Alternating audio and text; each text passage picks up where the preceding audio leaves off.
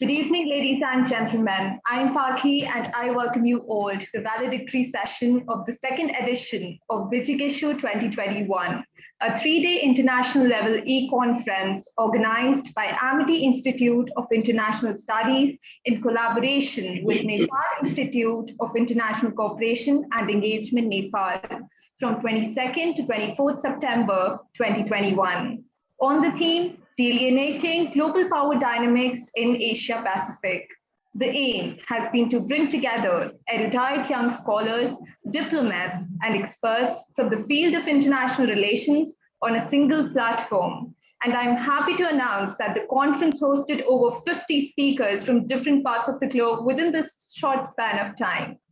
I extend a very warm welcome to Sir Ashok K. Chauhan, Honorable Founder President, Amity Education Group, Professor Dr. Garinder Singh, Group Vice Chancellor, Amity University, India, Dr. W. Salvamurthy, President, Amity Science, Technology and Innovation Foundation, Director General for Amity Directorate of Science and Innovation, and Chair Professor for Life Sciences, Dr. Pramod Jaiswal, Research Director, Nepal Institute for International Cooperation and Engagement, Nepal, Professor Rajesh Kumar, Head, School of Social Sciences, Guru Nanak Dev University, Amritsar, India. Mr. Sering Tashi, Founder Director of Ladakh Science Foundation and Joint Project Director, Satellite Navigation Program at ISRO Satellite Center, Bangalore. We're honored and glad to have you all in our midst. The program is being telecasted live on YouTube, and if you decide to post about us, please do use the hashtag Vijigshu 2021 to be noticed. Before we move any further, I would like to invite Dr. Shrish K. Pathak sir for the lighting of the lamp and to accord a formal welcome to the virtual gathering. Dr. Shrish K. Pathak is a lecturer at Amity University, Uttar Pradesh, and majorly deals with subjects of theoretical and diplomatic concerns of global politics. In addition, he frequently shares his opinions and perspectives through renowned newspapers, digital mediums, and writes journals and blogs in English as well as in Hindi. Sir, please take over. Thank you. Thank you so much, Paki. That was really quite kind enough. So thank you so much. As you have rightly said, Paki, that yes, more than 50 presenters. And yes, of course, what a great pleasure to listen to all of you. And Vijigishu 2021, now we have reached towards the last stage that is called the Valedictory Session. And like any session of this Vijigishu 2021, I'm very much confident and sure that this last Valedictory Session is also going to be very insightful and thought-provoking. So here I would like to start from, as our tradition goes, because in Indian tradition, whatever we need to do, first we light the lamp, and so that we must be leading towards light, knowledge, and we must be able to eradicate any innocence or any imperfections. Thank you so much, Lakshmi. So first, I need to welcome to all our honorable founder president, sir, Sri Ashok Kumar Chauhan, sir. Sir, it's all your imagination, and with your guidance and blessings, we are being able to do whatever we are going to do, whatever we're able to do, sir. So I'm welcoming you to be the part of this valedictory session. Then I am having this opportunity to welcome our Chancellor, sir, Amity University, Noida, Sri Atul Kumar Chauhan, sir. In your able leadership, we are being able to what you have envisioned, we are trying to do, sir. So I'm welcoming you for this valedictory session. Then I would like to welcome Selva Murthy, sir. Always with your innovative interventions, we are being able to make the things fruitful and sustainable in our objectives. So I'm welcoming you, sir. Then I want to welcome our group vice chancellor, Professor Garinder Singh, sir. We want at times we want global directions, and you never fail to give us, sir. So I'm welcoming you for this validity session. Then I want to welcome our Vice Chancellor, ma'am, Professor Balvinder Shukla, ma'am. In your able guidance, ma'am, we are doing and we are trying uh, to do academic practices as well as co-curricular activities and these academic conferences and seminars. So I'm welcoming you, ma'am. Then quite humbly, I want to welcome Professor Rajesh Kumar, sir, Head School of Social Sciences, Guru Nanak Dev University, Amritsar, India. Uh, with your address in military session, sir, we are hoping that we must be reaching toward some prominent conclusion of this conference. So I am welcoming you, sir. Then I want to welcome Mr. Sharing Stashi, Founder Director of Ladakh Science Foundation, Joint Project Director, Satellite Navigation Program at ISRO Satellite Center, Bangalore. On behalf of my institute, Amity Institute of International Studies and Amity University, Noida, I'm welcoming you, sir. Then again, as a formality, yes, of course, it's a quite needed formality. I'm welcoming my head of institution, Professor Nagalakshmi ma'am, and all my colleagues, and all the HOIs of Amity University who are present here. My research scholars of this university and institute, and all the students, I'm welcoming you all to be the part of this prestigious session of VGBC 2021. And in the end, I wish you all the best. It was really a very great experience, and I'm hoping that validity session also is going to be very insightful experience. Thank you so much, Paki. Thank you so much. Thank you so much, sir. I now invite Dr. Divya Anand, ma'am, convener Vijigishu 2021, to walk you all through these 3 days of discussions and deliberations. Dr. Divya Anand is currently a professor of international studies at Amity Institute of International Studies, Amity University, Uttar Pradesh. She did her MPhil and PhD from the Center for South Asian Studies, GNU, and her area of specializations include security, South Asia, foreign policy, and militancy. Ma'am, the floor is all yours.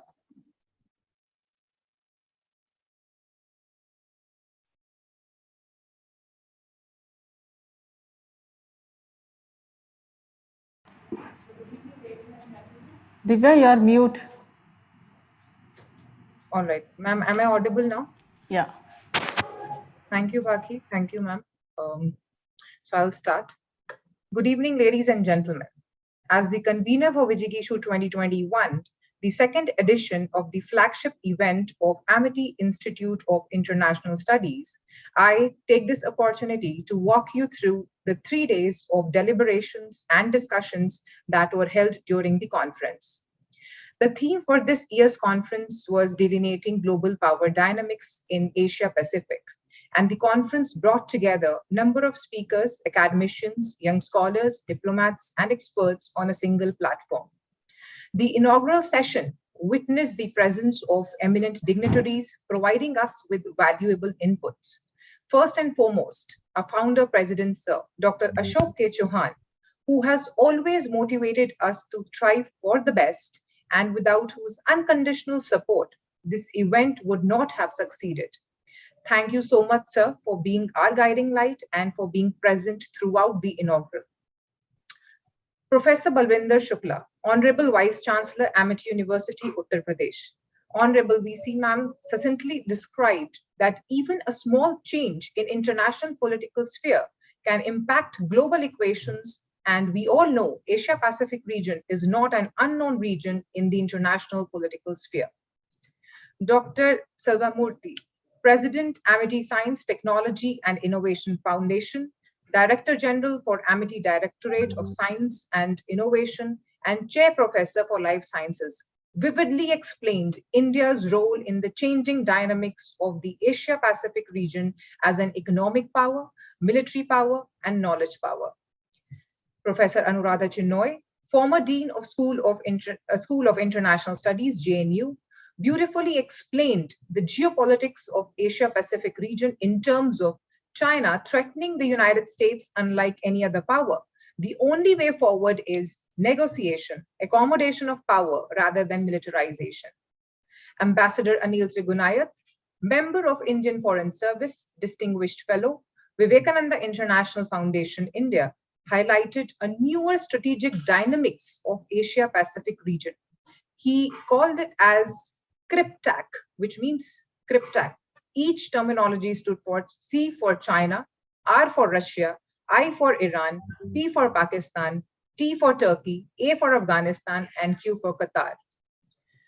Vice Admiral Pradeep Chauhan, Director General, National Maritime Foundation, New Delhi, deconstructed the geopolitical and geostrategic concepts to the understanding of the Asia-Pacific region, and on the contrary, focused on an inclusive, pluralistic, cooperative, collaborative, open, and transparent Indo-Pacific region.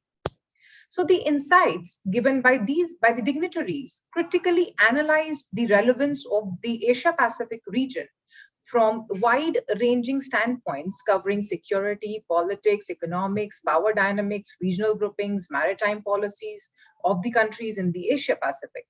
The session was intriguing and set the tone for the remaining sessions of the conference. We had the technical session 1 of the conference, chaired by Professor Ajay Darshan Behra, Professor, Academy of International Studies, Jamia Millia Islamia, India, and co-chaired by Dr. Varun Gulati, Associate Professor, Dr. Ambedkar International Center, Ministry of Social Justice and Empowerment, Government of India. The theme of the session was bilateral relations among Asia-Pacific nations, and it shed light on the growing Chinese presence in the region and how all neighboring countries alike are trying to counter such aggression in the region. Presenters in this session emphasized on the nature of bilateral relationship, problems and prospects between Asia-Pacific countries. Following technical session, we had the plenary session 1 on the theme Global Power Equations in the Asia-Pacific, which was chaired by Professor Chintamani Mahapatra, Rector and Professor at School of International Studies, JNU, New Delhi.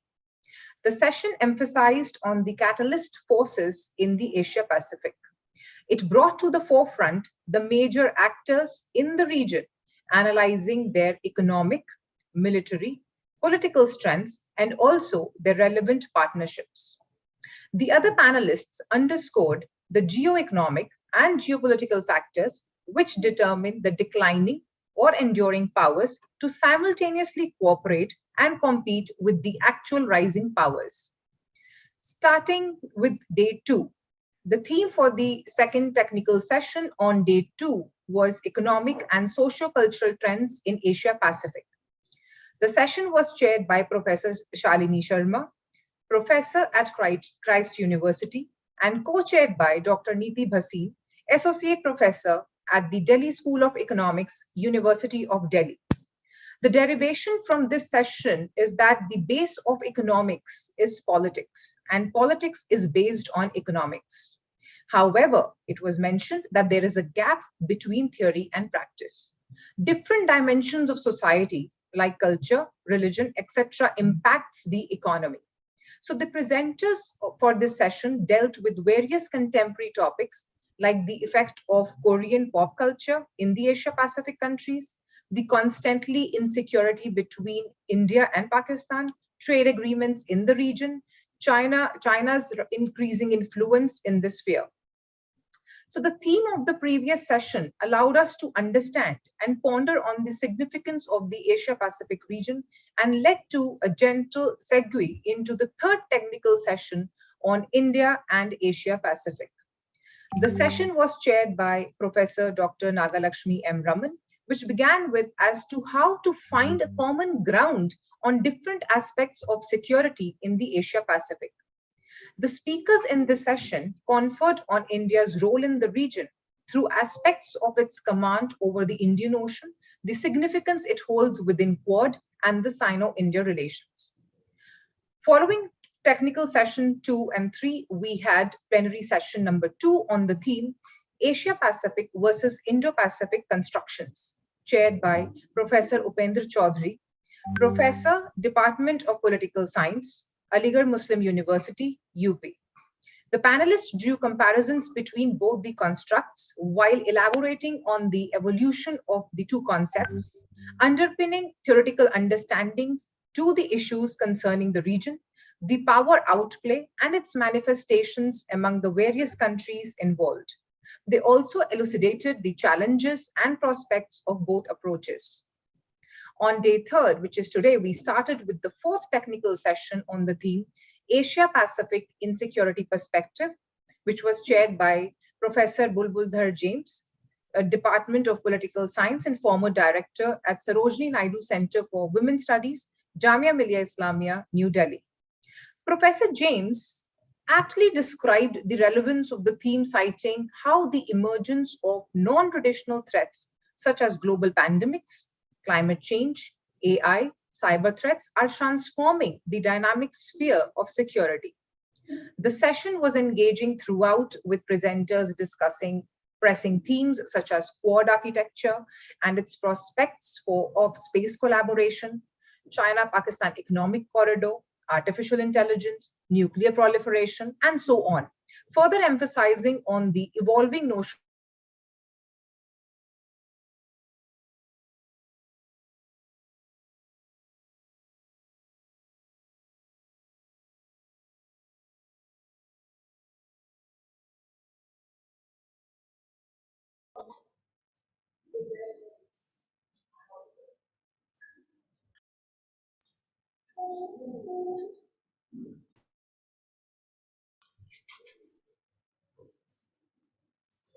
Divya ma'am?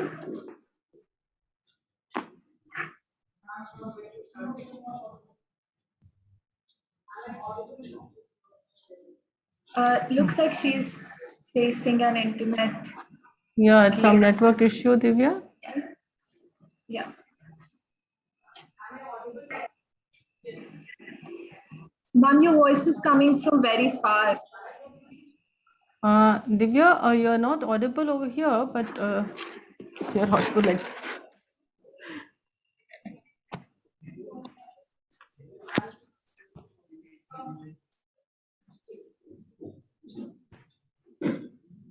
Divya ma'am?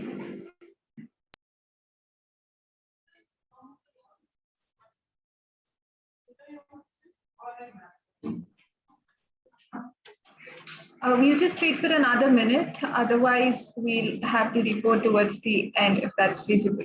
No, Dr. Divya is just coming to the next, she's just joining us over here because she has got some other network issue in her desk. Yes. Divya, you can join from here. Come.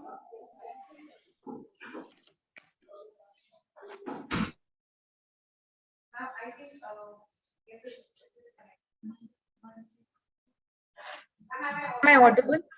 Yes. All right. Yes. Sorry for the technical glitch. I hope, yes, I'm audible. Yes.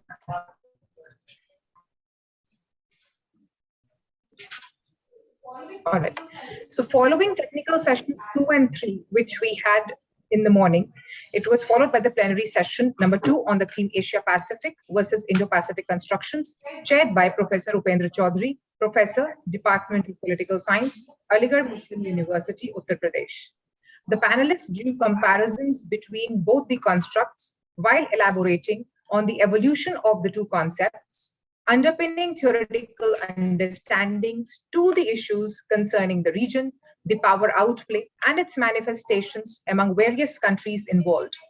They also elucidated the challenges and prospects of both approaches. On day third, we started with the fourth technical session on the theme Asia-Pacific Insecurity Perspective, which was chaired by Professor Bulbuldhar James from Department of Political Science and former director, Sarojini Naidu Center for Women's Studies, Jamia Millia Islamia, New Delhi. Professor James aptly described the relevance of the theme by citing how the emergence of non-traditional threats such as global pandemics, climate change, AI, and cyber threats are transforming the sphere of security. So the session was engaging throughout, with presenters discussing pressing themes such as Quad architecture, its prospects of space collaboration, China-Pakistan economic corridor, artificial intelligence, nuclear proliferation, and so on, further emphasizing on the evolving notion of security and its related architecture. Following it, we had the third plenary session on the theme Asia Pacific and Security Architecture, which was chaired by Professor Yoichiro Sato, professor at the Rikumen Asia Pacific University, Japan. The speakers of this session conferred in depth about the security architecture of the Asia Pacific, with a joint emphasis on the United States trying to readjust the region's security pivot and China changing its security dynamics and contributing to somewhat towards the destabilization. Emphasis on the nature of the technological advancement was placed heavily throughout the discussion in regards to cybersecurity. And in Professor Khairuddin's words, I quote, "These days you don't need huge armies. What you need is, you just need a drone." So going to the fourth plenary session for the conference on the theme Asia Pacific in Prospective Context, which was chaired by Professor K. Jayaprasad, Dean, School of Global Studies, School of Cultural Studies, Head of the Department, Department of International Relations, Central University of Kerala, India. He noted, and I quote, "I would like to add the term Indo-Pacific because now India also started to play in this region. And India has been compelled to clearly take a clear stand on regional issues." The eminent panelists for the session elaborated on the prospects in terms of the future possible outcomes of Asia Pacific. There were different perspectives. One such perspective highlighted as to how Asia Pacific is reconfigured as Indo-Pacific. The other developments were highlighted, recent developments specifically, like the challenge to the idea of Quad as an Asian NATO and Quad versus AUKUS. So,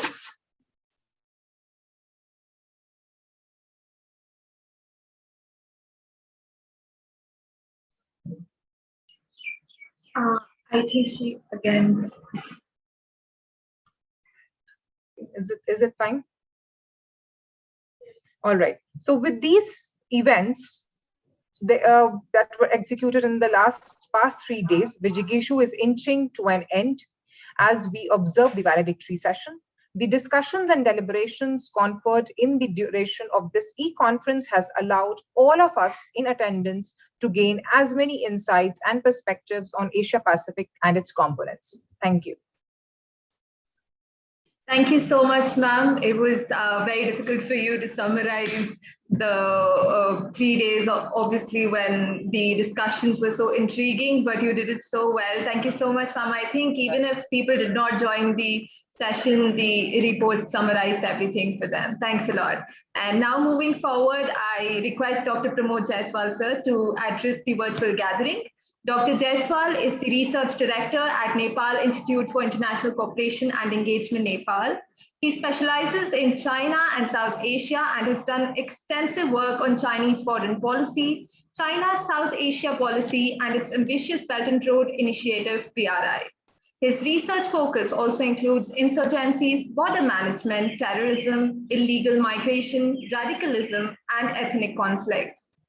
Dr. Jaiswal is also a senior fellow at the Institute of Peace and Conflict Studies, New Delhi, and has been a member of the academic committee at the Pangol Institution, Beijing, member of International Advisory Committee, Journal of Liberty and International Affairs, Macedonia, the member of Editorial Board, Journal of International Affairs, Kathmandu, and the member of the Editorial Board, Gandhara Journal of Research in Social Science, Pakistan. He has authored and edited several books on China and South Asia. So we would like you to address the gathering. Thank you. Thank you. Just a second, Paki, I think you missed out to show the glimpses of all the 3-day event. Yes, ma'am. You missed out to show the glimpses of all the 3-day event, some glimpses where our students have gathered some glimpses just to give the summarization. Okay, ma'am. Can you please play the glimpses? It will just be All right, so I request Pramod sir to please wait for a while so that everyone can enjoy the glimpses that have been prepared by the students. So Daniel, Lakshmi, if you guys can take over, that would be so nice. So this will be glimpses is for Dr. Pramod also. He will surely like it.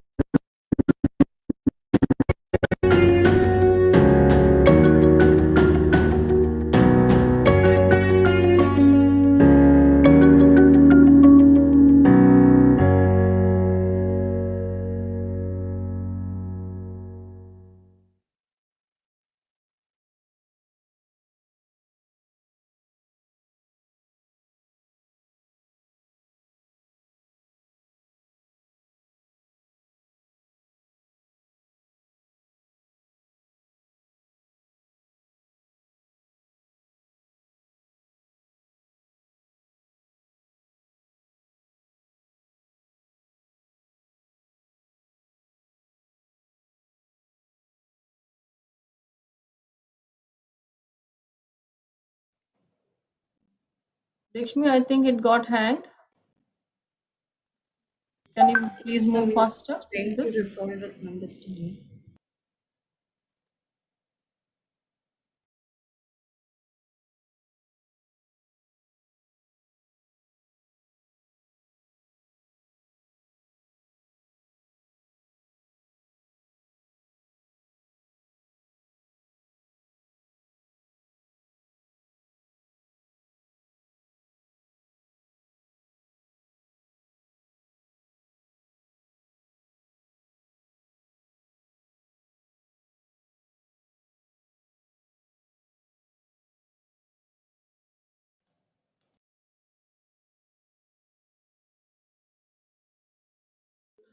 Yeah, actually, student had made so much of effort compiling all these pics and the few, the catchy the quotes that the panelists were talking about.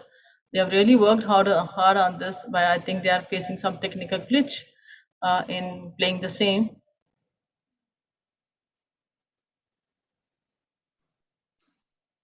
Yes, ma'am, absolutely. We can maybe wait for a minute or two so that they can play this. Yes, just trying if they can do it. Otherwise, we'll proceed further. It got hanged, I think, again.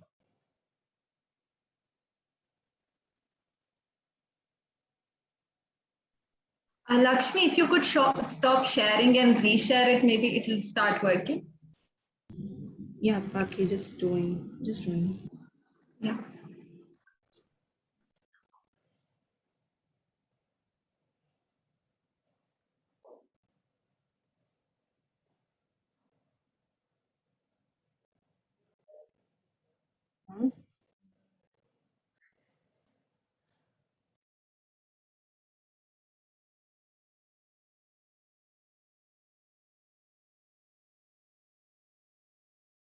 It's okay, Lakshmi. I appreciate all your efforts that you have done to showcase the same. I Actually, think the we, laptop is getting hanged. No issue, ma'am. Maybe we can share this on our Facebook page, so it must be available for everyone. yeah, it's okay. We'll do that later. Okay, I think we can go ahead. Yes, ma'am. So thank you so much, Lakshmi and Daniel. We'll definitely be sharing the presentation on our Facebook page so that it's visible to a wider audience. Thanks a lot. And now I invite Dr. Pramod Jaiswal, Research Director, Nepal Institute for International Cooperation and Engagement, Nepal, to address the virtual gathering. Sir, please take over. Thank you, Paki. Mr. Sanjeev Mehrotra, Director, Indian Association of Japan, Ambassador MP Singh, Ambassador of Mongolia to New Delhi, Professor Rajesh Kumar, Head, School of Social Science, Guru Nanak Dev University, Amritsar, Mr. Chiring Tasi, Founder Director of Ladakh Science Foundation and Joint Project Director of Satellite Navigation Program of ISRO, Satellite Center, Bangalore, Professor Dr. Garinder Singh, Group Vice Chancellor, MIT University, Dr. Ashok K. Chauhan, Honorable Founder President, MIT Education Group, distinguished experts and faculties of MIT University, dear participants, students, ladies and gentlemen, I'd like to welcome you all to the valedictory session of the second VG on delineating global academics dynamics in Asia Pacific. It was a pleasure to be part of us for this 2 days grand event, which was participated by a galaxy of scholars from around the world on the issues that is of great importance of the region. We had a speaker from US, Japan, Turkey, Philippines, China, of course, India and Nepal, as well as Australia. It was great learning experience for me, and I'm sure our participants also immensely benefited from it. Dr. Dibya have already shared the detailed report of the conference. I look forward to listening to the distinguished speaker of this important valedictory session. We once again welcome you all to welcome all our distinguished speakers, guests, and participants at VGSU 2021, and thank them for making this event a grand success. Hope to see you next year at the third VGSU 2022. Thank you. Thank you so much, sir. We'll definitely be seeing many people next year as well. And definitely the people who showed up this time would be most welcome, because this is not just about an event. We've welcomed them as our extended part of the family. So moving forward, I invite Professor Dr. Rajesh Kumar, sir, to say a few words. Professor Dr. Rajesh Kumar is the head of School of Social Sciences at Guru Nanak Dev University, Amritsar, India. He obtained his doctoral degree in international relations from School of International Studies, Jawaharlal Nehru University, New Delhi, in the year 2000. And he specializes in India's foreign policy, South Asian politics, and international relations. So it's a pleasure to have you with us today. Please take over.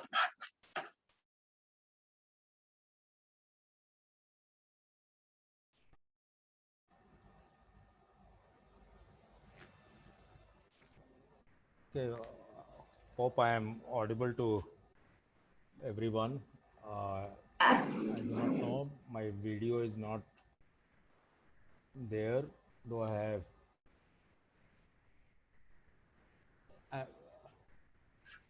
Please, can you start my video also? Yes, So sir. your video is visible. On my thing, it is not coming. Anyway, so first of all, I'd like to convey my warmest appreciation to all participants, delegates, paper presenters, who were present through this, who were present in this virtual gathering, especially so for this online 3-day international conference, Vijigishu 2021, on delineating global power dynamics in Asia Pacific was concerned. I would also like to congratulate the Amity University and its organizers for organizers of Vijigishu 2021 for having organized highly successful event. We can't go on talking about those things after Divya's detailed presentation of report, 4 technical sessions, 4 plenary sessions, more than 50 presentations, having covered all aspects, different subjects, etc. And then, of course, having mobilized resource persons across continents, it was must have been gigantic task. So my congratulations to all of them. Friends, colleagues, students, I have divided my talk under 3 subheadings. First part of my talk, it will slightly provide us a glimpse of some theoretical underpinnings in this entire discourse. So far, this concept of delineating global power dynamics in Asia Pacific is concerned, and how India is placed in this entire discourse.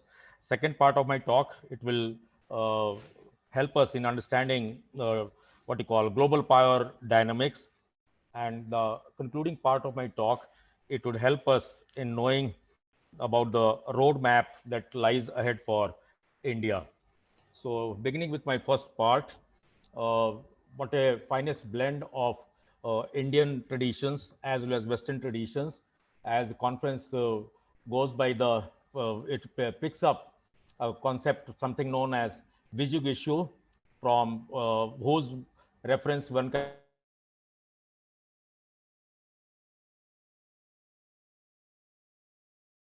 can find in this writings of Kautilya, Ashastra, like global power dynamics in Asia Pacific.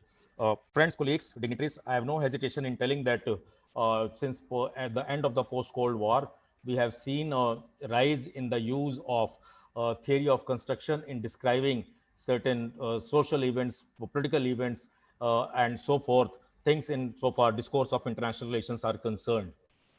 Construction of ideas, concepts have become one of the theoretical basis of IR since 1980s, especially as I said, late 80s, early 90s, period of end of Cold War. So far this constructivism is concerned, it is supposed to have emphasized that it is idea that define and transform the organization of world politics, which thereby determine the legitimate action of how the international structure of politics gets formed. So in today's world, 21st century, late 20th century that way, ideas have become defining factor of the international structure that is shaping the identities and interests as well as foreign policies of countries. In post-Cold War period, we became familiar with several new terms, concepts that came into being, that became part and parcel of any IR discourse, foreign policy literature, etc. For example, some of the concepts like ethno-nationalism, ethno-conflicts, integration, disintegration, especially late 20th century, early 21st century, globalization, globalism, and now deglobalization, cosmopolitanism, global citizenship, global commons, and so forth. So several such new concepts they became applicable. They came into being. You likely to be used by researchers, different kinds of resource persons in their writings and so forth. Now we are also getting used to fresh concepts like new Cold War or so-called neo Cold War, or some of the terms which are frequently used in the past 3 days sessions on part of researchers, scholars, etc., like Belt and Road Initiative, or so-called One Belt, One Road, or new geopolitical terms which are into use in IR literature, something known as what you call Eurasia, uh, and so forth. Then there are other terms which were not there in what you call have finding their mention in IR literature, like Quad, or for that matter, what you call Quad of maritime nature, where India is there with along with other Japan, Australia, and USA. But in more recent timings, another term is getting floated, something known as continental Quad on part of USA, so-called Pakistan, and a couple of other players from Central Asian region. So this is how some new terminologies, concepts, they have found their prominence in any modern timings discourse pertaining to higher literature, etc. But then now we also cannot forget the contributions made by another important scholar whose writings they do help us or have been helping us continuously in understanding what kind of this world order is all about, especially new world order after the end of Cold War, or so far this the first 2 decades of 21st century is concerned. That is J. Mersheimer, who whose theoretical propositions such as hegemon power, regional hegemon power, or a very strong proponent of this theory of neorealism, or he will describe the writings on part of Kenneth N. Walls as part of what he called defensive neorealism, whereas so far his own views are concerned, in order to describe the changes that have taken place in late post-Cold War, end of Cold War period or 21st century, he will call it offensive neorealism. So it is these kind of things which must have been taken into account. So far different presentations got made on part of presenters, etc. But we should also be slightly cheerful. It should be very heartening for all of us to know that despite Western narratives, relevance of Indian line of thinking has also been finding its prominence. So far, foreign policy discourses are concerned, especially the writings of Kautyalas, Arthashastra, and so having talked about this the theoretical things, I move on to the second part of my talk, that is how this global power dynamics has played into the reason.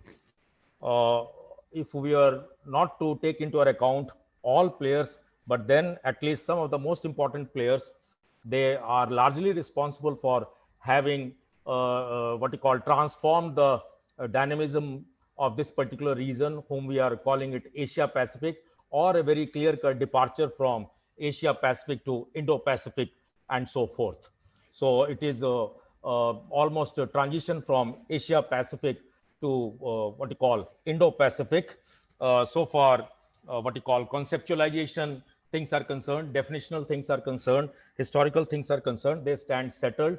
And geographically, from the point of view of history, the use of term Indo-Pacific has become almost, it has got settled. I have no hesitation in saying. Most of the presentations, the presenters, they made use of this term very frequently. And for that, we should not have any hesitation in arriving upon this what you call viewpoint that yes, Indo-Pacific terminology is that way right actually. So the role of USA, the role of People's Republic of China, European Union, Britain in post-Brexit situation, or for that matter, the countries which are located within that region, that is ASEAN, then a country which is located away from the Southeast Asian nations or next to the borders of China, that is Russia, or other players within the East Asian region, that is South Korea, North Korea, for that matter, though China, mainland China may dispute it, that is Taiwan, and of course, last but not the least, that is India. Or that way, if we were to go by the Indian construct of this Indo-Pacific literature or Indo-Pacific narrative, again, Indian government has very, in a beautiful manner, they have come out with the idea of eastern flanks of Indian Ocean or western flanks of Indian Ocean and so forth, in order to make sure that their viewpoints regarding Indo-Pacific that carries a lot of weightage, and it always remains what you call acceptable to all major stakeholders in the region.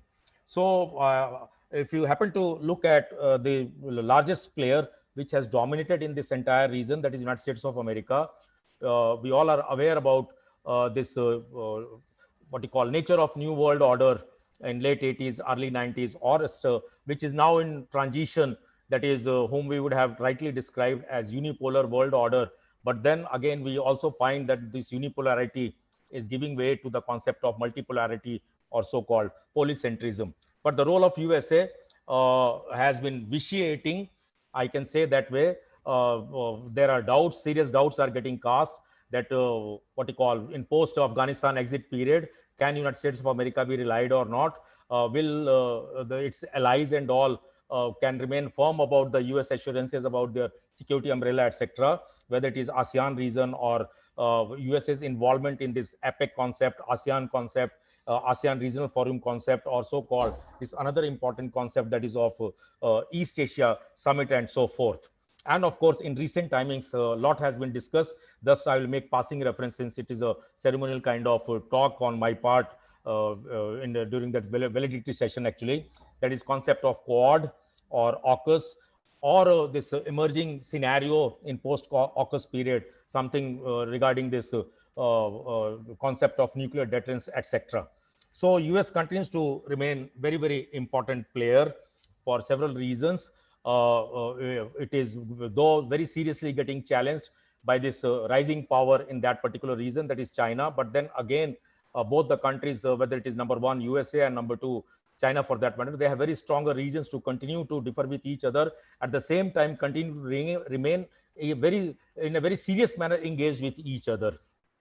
And for that matter, despite their strategic differences, divergence of interest in different regions of the world, or emerging scenarios, or if you take into account those all Western narratives, etc., Thucydides trap between USA and China and so forth, still USA and China, they remain interdependent upon each other for one simple reason: annual trade still hovers around $500 billion per annum.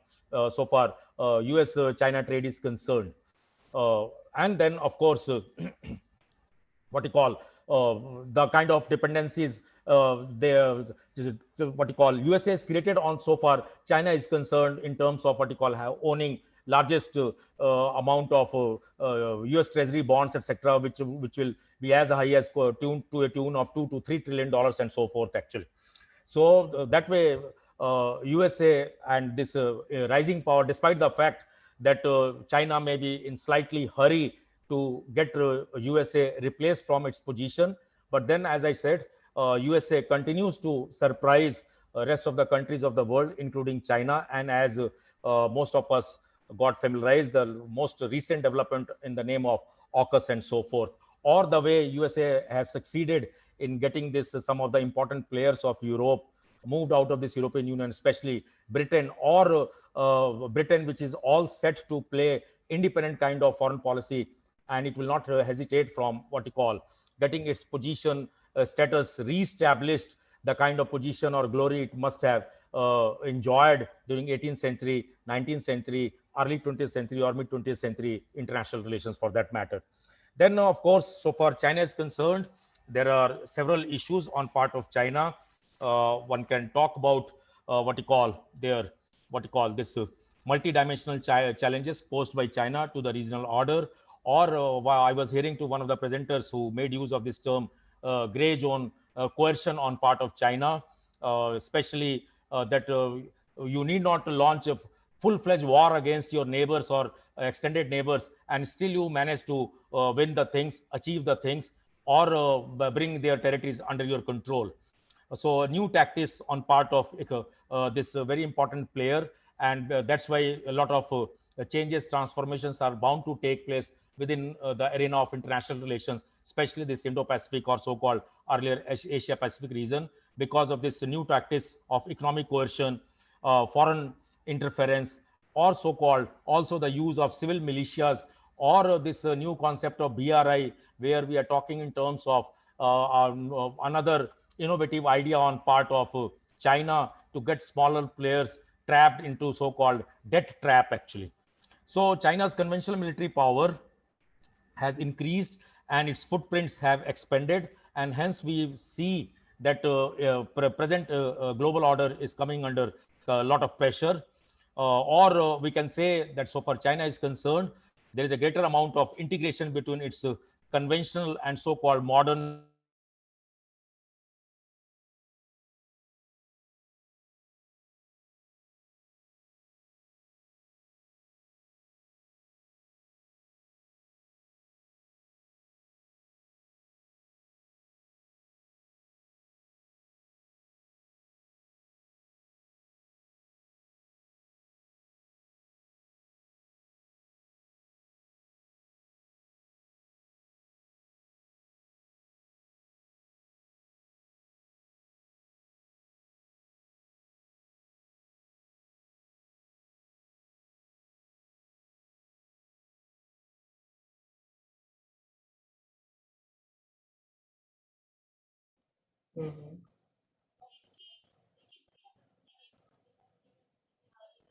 I think Professor Rajesh sir is facing some technical glitch.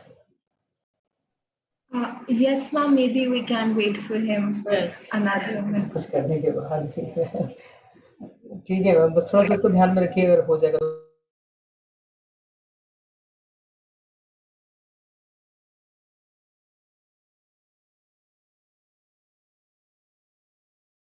अच्छा ठीक है।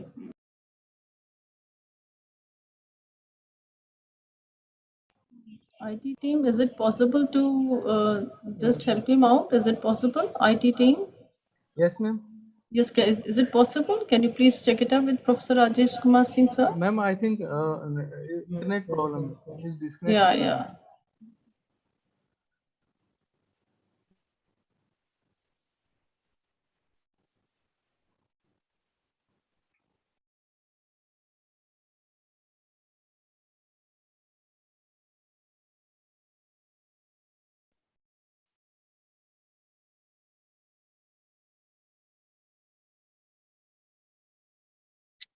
I hope, am I audible? Can somebody confirm me, please? Yes, sir. Yes, sir. Now you are audible, sir. Now you're audible, sir.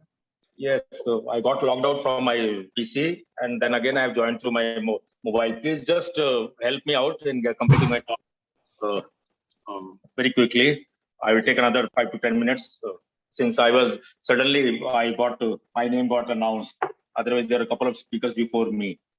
So I was talking about the what you call problems on part of China, how it is trying to shape up the what you call order, regional order or global order within the region, and there is a need for making sure that it is not allowed to turn economic relationship into political leverage or geopolitical things in its own favor and so forth.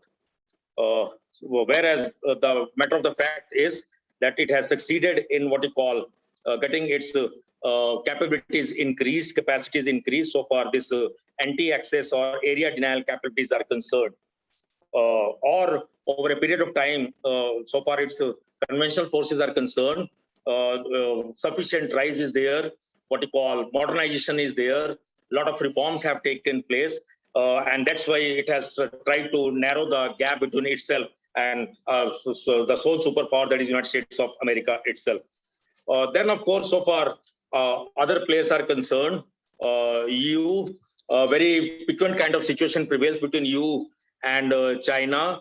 They have lesser problems with dealing with China in terms of trade and commercial things, whereas more problems with their next neighbor, that is Russia itself. So for Russia, they have serious problems as a competitor, or because of largely being part of NATO and so forth. But then with China, they have almost a comfortable scenario, etc. So far, ASEAN countries are concerned, and so far they are impinging on this regional and global order is concerned. That is Asia Pacific or so-called Indo-Pacific. We know it for sure that all these countries have been trying their level best to have a sort of what you call pursue the policy of equidistance between USA as well as China. On the other hand, they know it for sure that China is their immediate neighbor, whereas USA is there as an external player, and China of late, through all its policies and programs, it has been making it difficult for United States of America to continue to have its presence in that part of the world, especially so far ASEAN region is concerned, or APEC is concerned, or ARF is concerned, or that way the kind of scenario, geopolitical changes that have been undergoing change, whether it is South China Sea region is concerned, East China Sea region is concerned, or so far what you call Yellow Sea region is concerned. China is in a dominating position, and undoubtedly a lot of things are going on between USA and China. This concept of what you call competitions, rivalries, contestations, etc.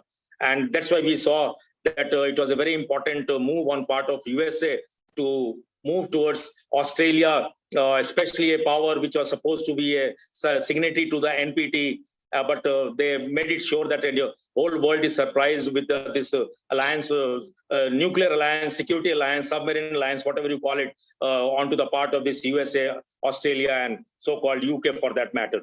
So this is how a lot has changed in this area. But then reality is that we are witnessing increased militarization of sea lanes, which are supposed to be having a lot of economic significance in general and especially to India in particular. Rather, we have been seeing a greater shift from so far this what you call narratives are concerned from transatlantic towards trans-Pacific. And undoubtedly, as I said to people, the position of China stands completely changed. And especially so far the leadership is concerned under the President Xi.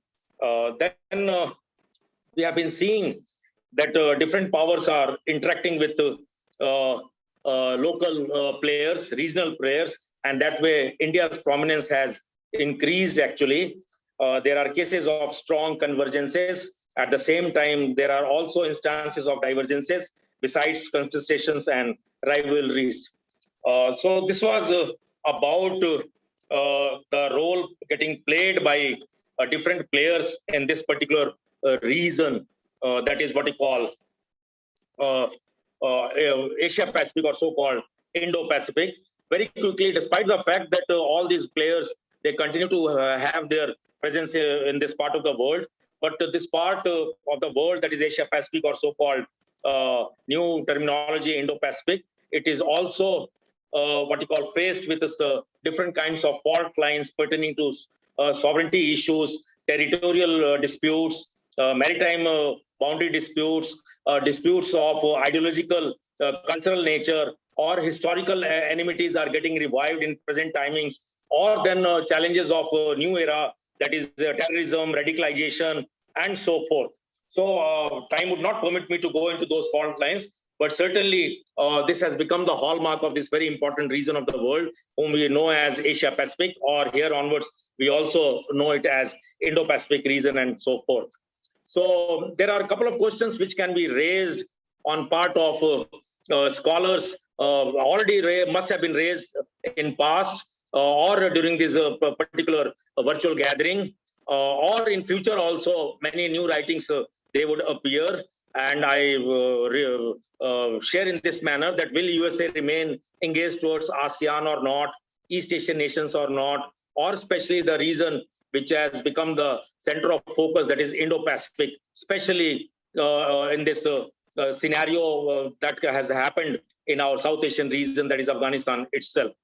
Or again, certain doubts, they are likely to get raised. One need to ponder over these issues that with the announcement of AUKUS, new challenges, realities are likely to get created, especially between China and Australia. So to what an extent this relationship between these two powers would get managed, because Australia was very comfortable with China so far its nature of trade and economic relationship was concerned, exports are concerned. But then again, because of this new move on part of USA, how Australia is going to deal with its former friends, like as many presenters have what you call highlighted upon the this deterioration in relationship between Australia and France and so forth, or that way Australia, which was supposed to be swearing by this concept of nuclear non-proliferation, etc., or at times there are serious differences between Australia and India itself. But then these things have to be taken care in due course of time so far future researches and other things are concerned. And then of course the arrival of UK in this region. So otherwise we had the precedence of departure of UK from this very important region, whom we may call it Indian Ocean region or so-called Indo-Pacific region in present timings, for one simple reason, because Diego Garcia was supposed to be a very important naval base of Britishes, but then we know it for sure that late 60s, early 70s, they handed over this very crucial base of theirs in favor of USA, and since then their presence had reduced significantly. But then now they stand re-engaged with this entire region actually. So what kind of impact it will have on India also, so far its maritime ambitions are concerned. Then of course there are other issues which one need to dwell upon, like beginning of new nuclear arms race in this particular region, right? Frequent movements of so-called nuclear submarines, etc. So these are the kind of issues which one need to bear within one's minds whenever any discourse, any deliberations pertaining to this very important region is concerned, that is Asia-Pacific or so-called Indo-Pacific. Then, of course, I will skip because Divya is appearing on the what you call this screen. She will allow me to have a couple of more minutes, please, as there are no other speakers, right? So this latest developments I will skip, and I move on to my last part, right? That is roadmap ahead for India, because on part of India, we find a very significant departure from what you call non-alignment to issue-based alignments kind of things, actually, right? Yes, having talked about this roadmap ahead for India, right? India need to strengthening of regional deterrence and counter coercion against China's domination in this Indo-Pacific region, in association with several other players. Of course, whether it is countries of ASEAN region are concerned, or countries like USA is concerned, or for that matter, Japan, Australia, and others are concerned. Of course, the ambitions of certain distant neighbor, that is the People's Republic of China, it ought to be balanced whether we like it or not. India need to forge greater coordination and work along with friendly, like-minded countries for developing integrated strategies.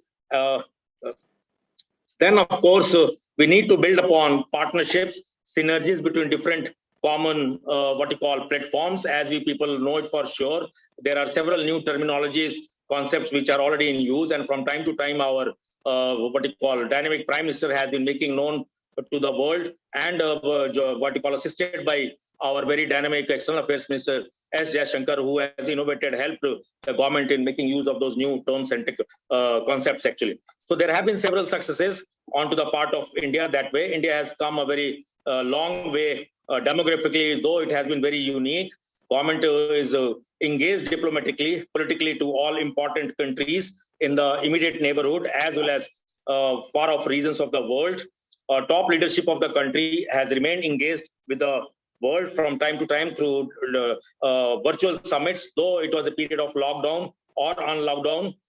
India of late has not been found wanting for countries that needed our help before, during, or after the end of this outbreak of pandemic. India's presence at a global level in dealing with terrorism, non-traditional threats to the security, cyber threats, what you call bio threats, etc., have been immense in present timings.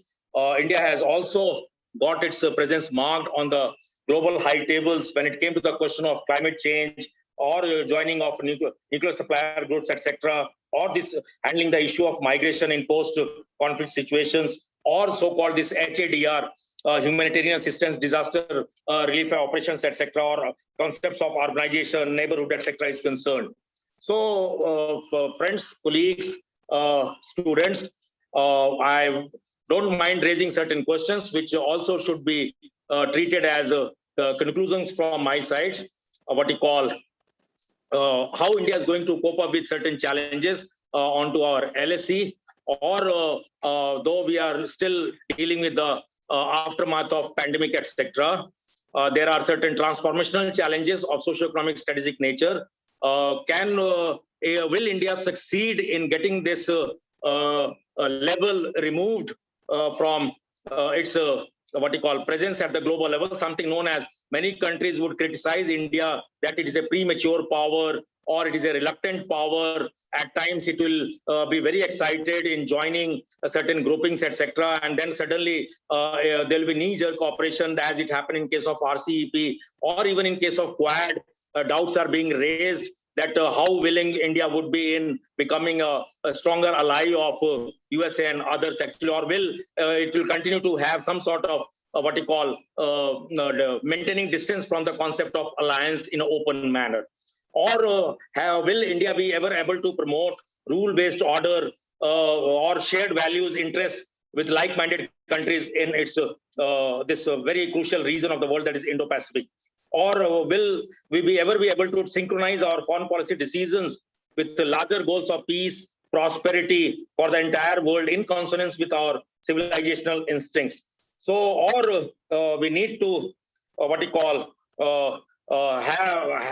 have answer to this question, that will India ever succeed in emerging as net security provider in areas of its engagements, or also will it ever succeed in creating necessary institutions of international governance, or getting those long due reforms carried out so far international institutions, whether it is or world level institutions like WTO is concerned, or UN Security Council reforms are concerned, or other regional organizations are concerned actually. So it is these kind of things which one need to take into our account, or future researches, etc. I would conclude with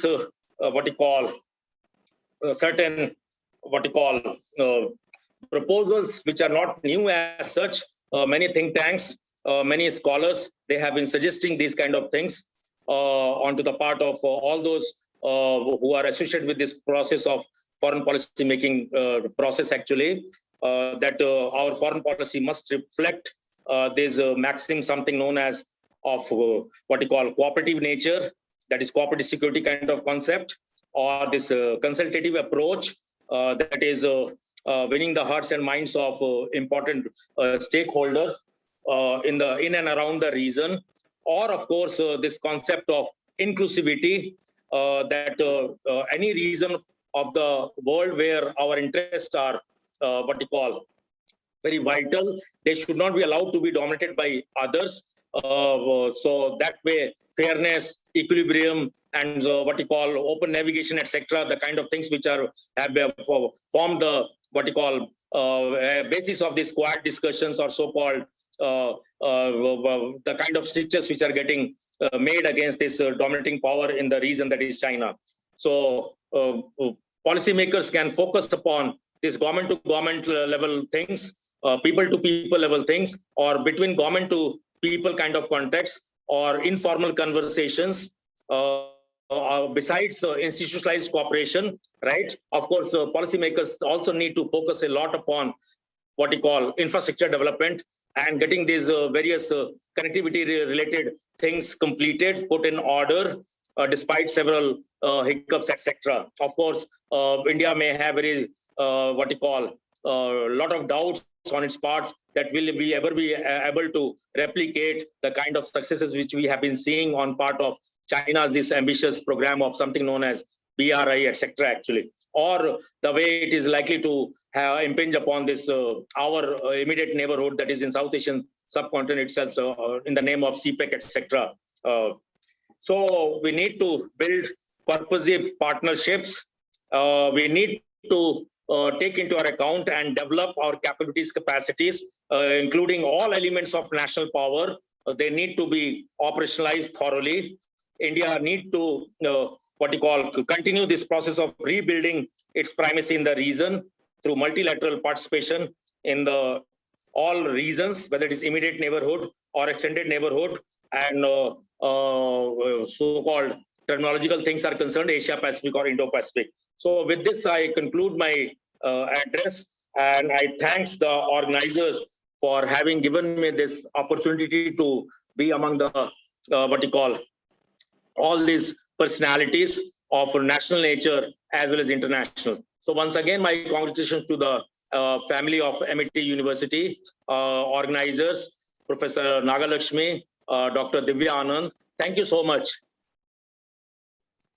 Thank you so much, sir. It's a pleasure for us to have you with us today. Thanks a lot for joining in, and thanks a lot for providing your insights to us in such a short span of time. Thanks a lot. And joining us now, we have Mr.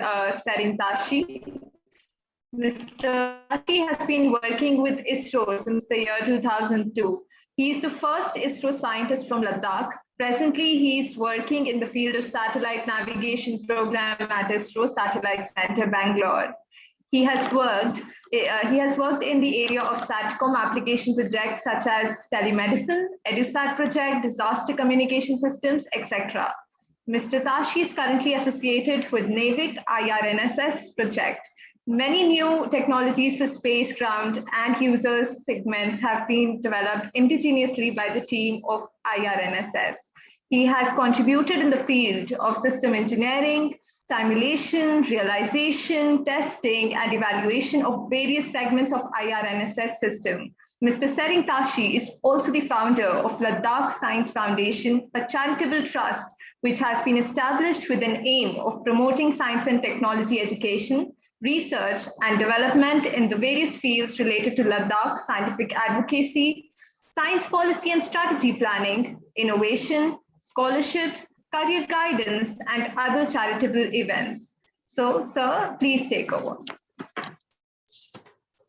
For the nice introductions, and I would like to take this opportunity to thank MIT University for giving me this opportunity to talk in this conference.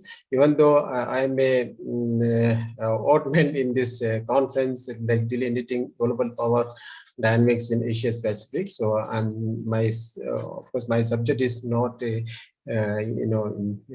line with the conference. Nevertheless, I'll try to make my points which is related to Ladakh. So then I thank Dr. Ashok K. Chauhan, Honorable Founder President, MIT Education Group, and Ambassador MP Singh, Ambassador of Mongolia, Professor Rajesh Kumar, and Professor Pramod Jaswal, and all the MIT staff and the participants of this conference. So I will share my screen. Can I share my screen?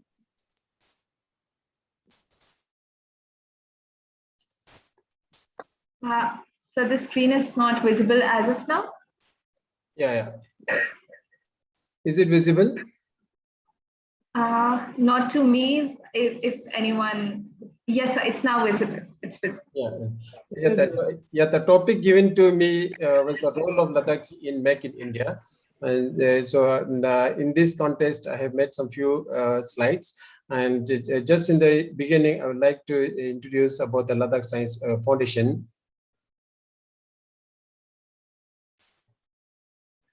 The Ladakh Science Foundation is a charitable trust with the aims and objectives as listed here. I will not go into the details of these aims and objectives.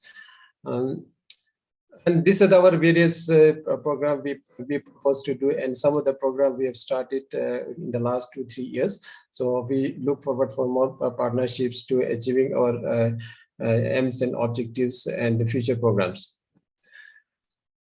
Yeah, as I am from the Ladakh, Ladakh is the union territory of India. As you can see from this map, it is in the northern part of India, and it has recently become in 2019 as a 8th union territory of India, and it has an area of around 60,000 square kilometer and population of around over 3 lakhs, and with a very thin density of 4.6 per square kilometer, and it has 2 districts, Leh and Kargil, and some part of the Ladakh is under the illegal occupation of China and Pakistan. Just a brief history of Ladakh. Ladakh was an independent kingdom till 1834, and in 1834 it became under the Dogra Raj, and then later on the Jammu Kingdom, and it was a part of the Jammu and Kashmir. Jammu Kingdom till India became independent in 1947, and Ladakh became the part of the erstwhile Jammu and Kashmir state. And on 31st October 2019, the Modi government abolished the Article 370 and made Ladakh as the union territory of Ladakh. That was the aspiration of the people of the Ladakh. Coming to this, how the strategic importance of Ladakh. So as you see in this map, Ladakh is in the top corner of India, and it is it has a line of control with the Pakistan and the China on the both sides. And historically, Ladakh Ladakh's spans up to Baltistan, which is Gilgit area. And then up to Lahore Spiti in the south, and Ngari and Rudok, that is in the Tibetan autonomous region, and which is near the Nepal, even up to Nepal border. Ladakh had the territory that was in the past. And it has gone through a lot of disturbances and conflict in this region, like in the 1947 India-Pakistan partition, then the 62 India-China war, and the 65 Indo-Pak war, and 71 Indo-Pak war, and in 1999 Kargil war, and the frequent intrusion by the China and Pakistan has been happening on the both the side of the line of control. So strategically, it's a very important part of India. Ladakh plays a very important place in Indian strategic concerns. And now seeing the global power shift in be it in the Afghanistan or elsewhere. So this part of the India is very crucial for our peace and security of the country. Coming to the Ladakh, Ladakh has mostly the Buddhist and multi-rich cultural heritage, and all the Buddhist monasteries, ancient Buddhist monasteries, are preserved in Ladakh. On the other hand, in the Tibet, most of these are destroyed by the Chinese, and it is home to many indigenous wildlife, flora, fauna, and Ladakh is being a cold desert and fragile ecological environment. It needs to be protected, taking the development in line with the ecology of this environment. Now, coming to the how the Ladakh, how the role of Ladakh in the made in India. In this context, I have listed like some of the resources which can help in India in achieving some of the economic activities in the region and adding to the GDP of the country.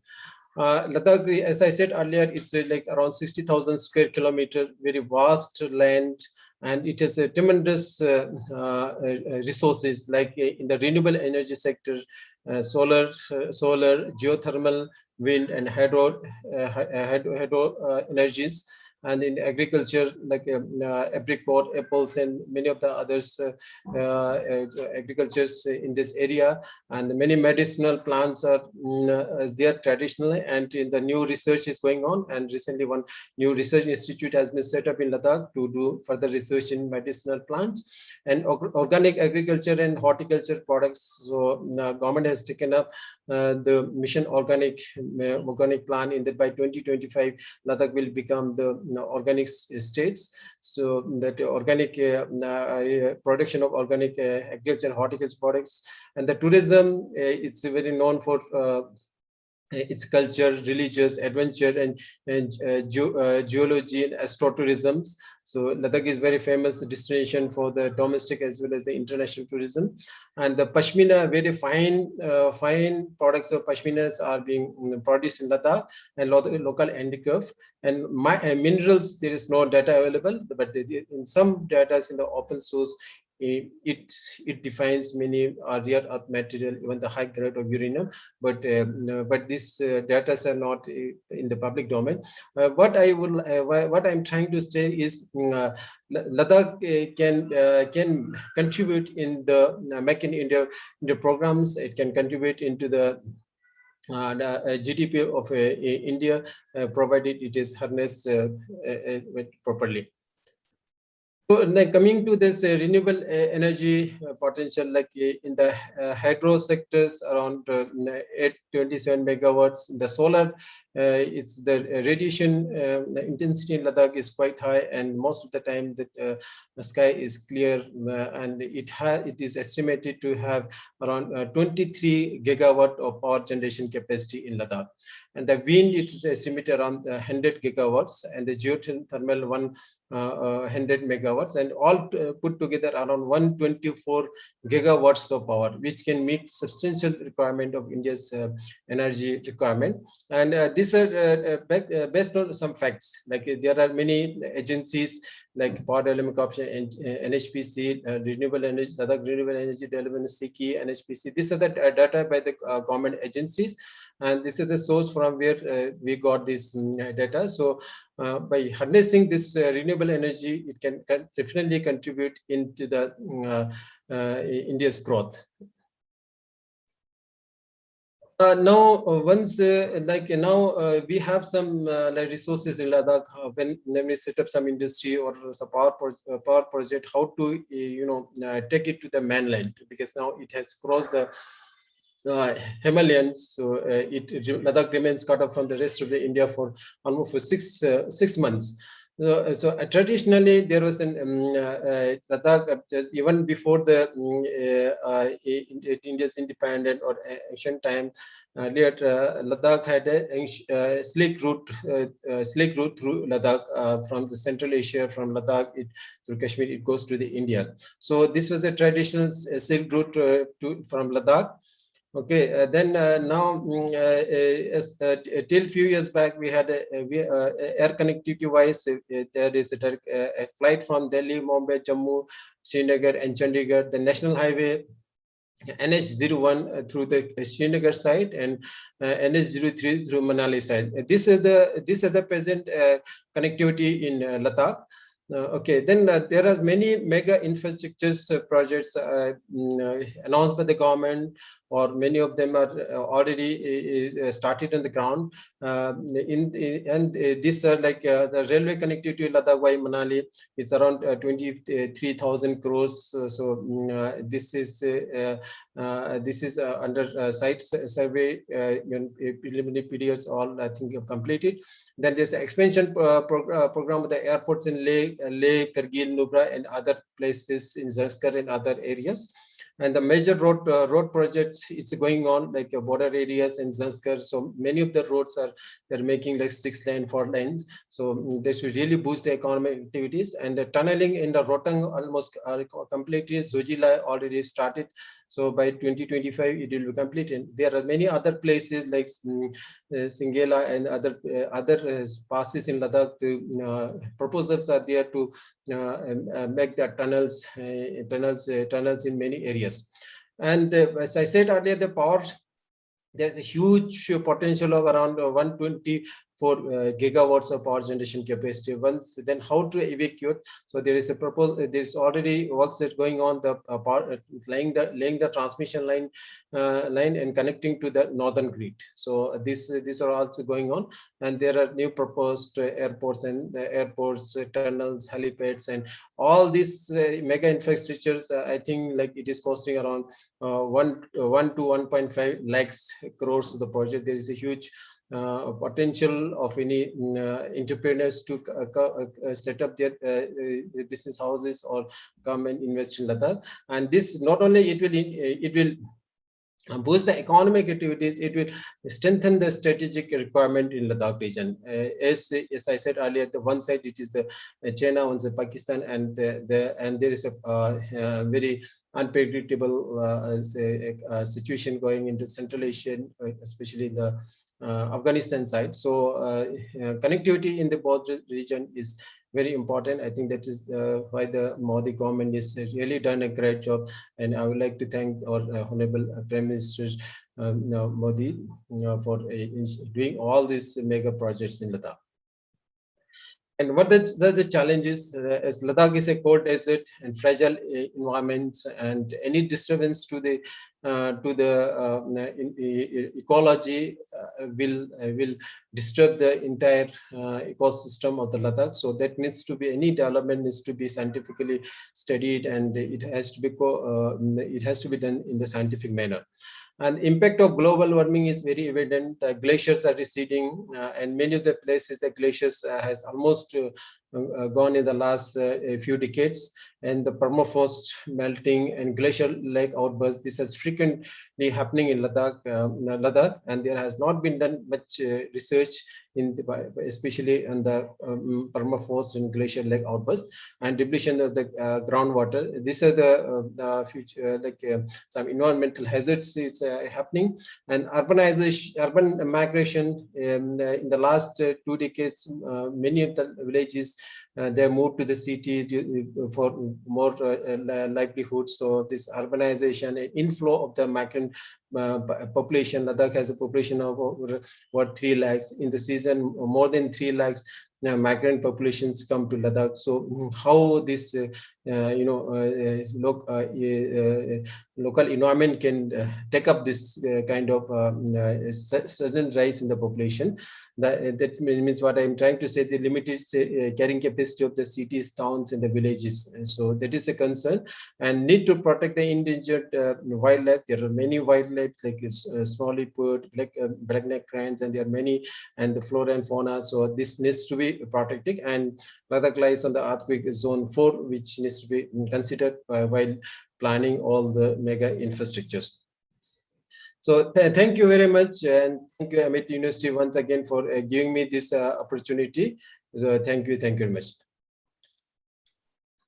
Thanks a lot, sir. Thank you so much for describing the role of Ladakh in the Make in India process. Thank you so much. It was a very intriguing presentation that you brought to us. And Divya ma'am, has Ashok sir joined us?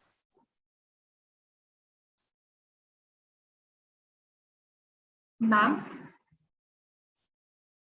Nagalakshmi ma'am, has he joined us? Founder President sir is joining shortly. Right? Sure. Yeah, kindly invite Professor Garinder Singh sir, Dr. Selvamoorthy sir. Yes. Kindly invite yes, Professor Garinder Singh sir. Absolutely, ma'am. So I now request Dr. Selvamoorthy sir, who is presently working with the Amity University as President, Amity Science, Technology and Innovation Foundation, Director General for Amity Directorate of Science and Innovation, and Chair Professor for Life Sciences. He's also designated as the Chancellor, Amity University, Chhattisgarh, and additionally, he has been associated with numerous other institutes and organizations, and he has received many awards. Welcome, sir. It's a pleasure to have you with us today. Please, the floor is all yours. Sir?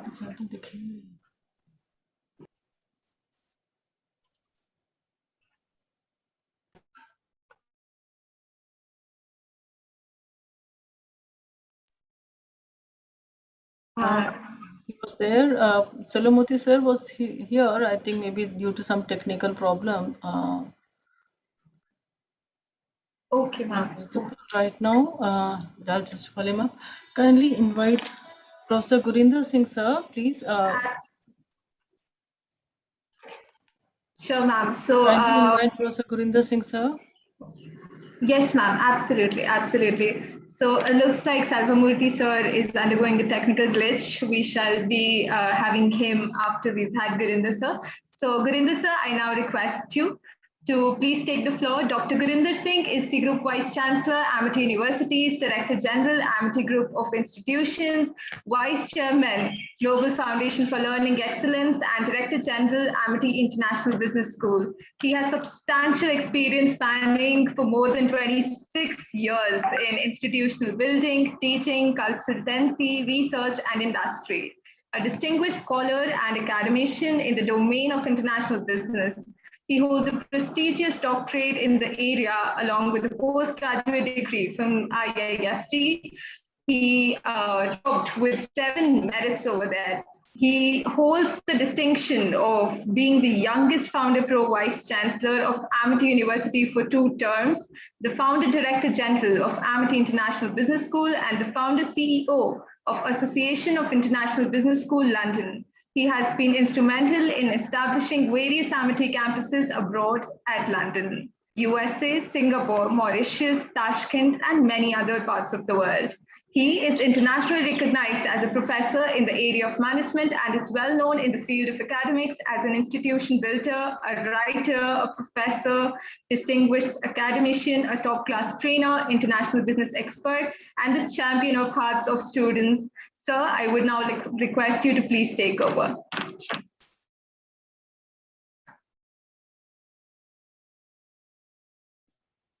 Thank you, Dr. Pake, for that wonderful introduction.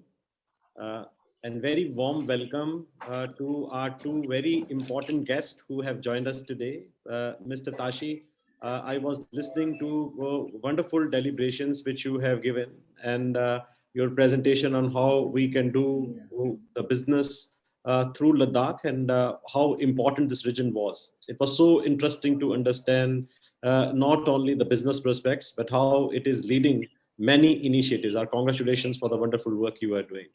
Professor Rajesh Kumar, such a wonderful presentation you have given, and on behalf of our founder, on behalf of our chancellor, on behalf of our very able director, Dr. Naga Lakshmi, we want to thank both of you.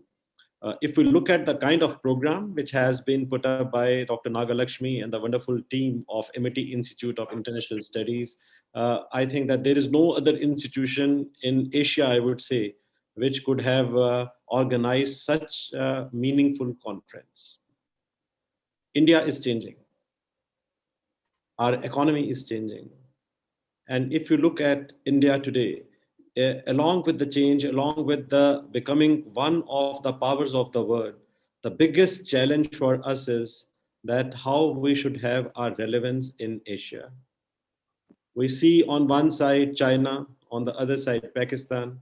On the other side, we see many other countries who are not only our neighbors, but who are also looking forward to have their muscles exerted towards the military forces, towards the armed forces, towards the political forces, and also towards the word forces.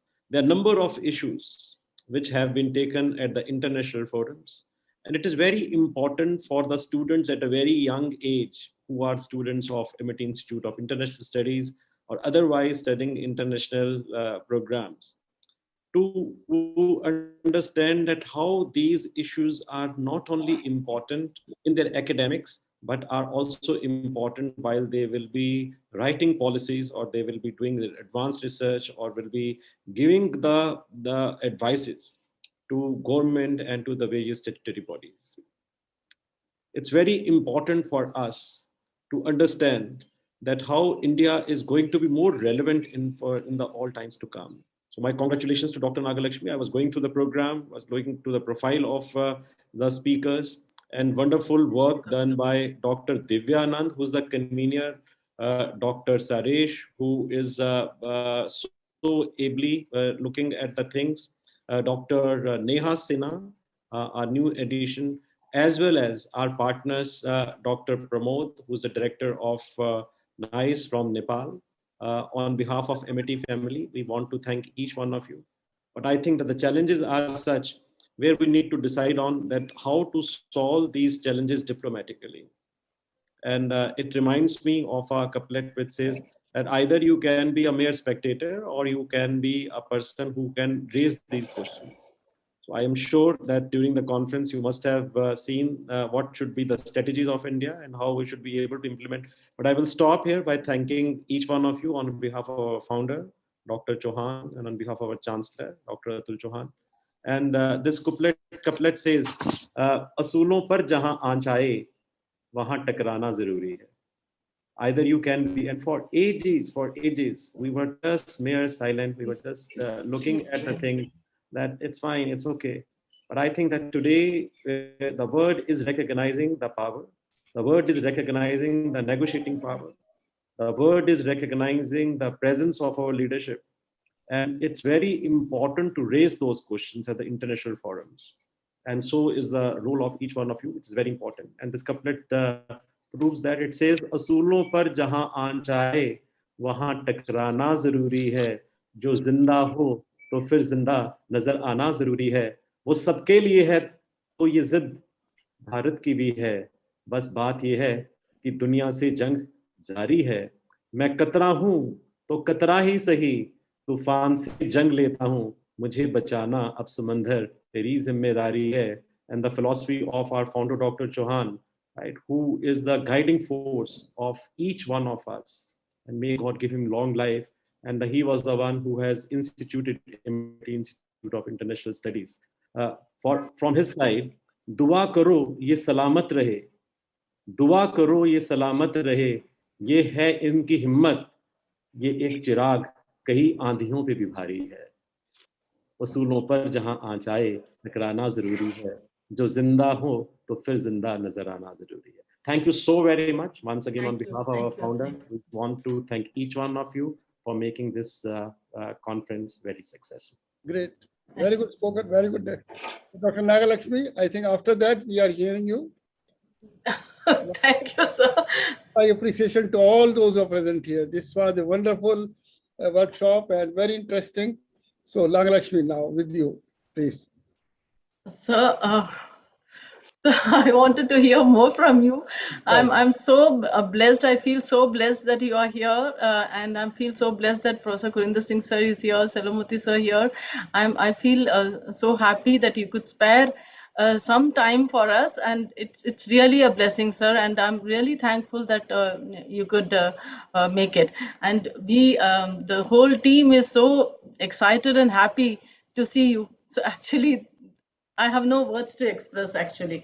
And this event was truly successful. All the panelists spoke so well. The students have got so much of insight, and they are all looking forward for further deliberations like this, and then they want the one-to-one interactions with all the delegates. So that is the that type of response we got from the students. So that is really an addition for me, and that is really encouraging for me. And the best thing is you are here, sir. That is the only best thing. So first of all, my great regards to all those who are still hearing, and I will also listen the recording. At the moment, I put a question to all my worthy speakers, guests, faculty members, those who are here, researchers. What should be the priority for our MIT Institute of Social, MIT AISS, MIT Institute of International Studies? Because the world is moving so fast. There are so many critical areas. There are so many coming challenging burning points. So I would like to speak later on with Lakshmi, Nagalakshmi, that where should we concentrate? Every day the world policies are changing, situation is changing. So South Asia was a very big topic. Nagalakshmi is doing very well. At the moment she was thinking should be next year tackle the Africa.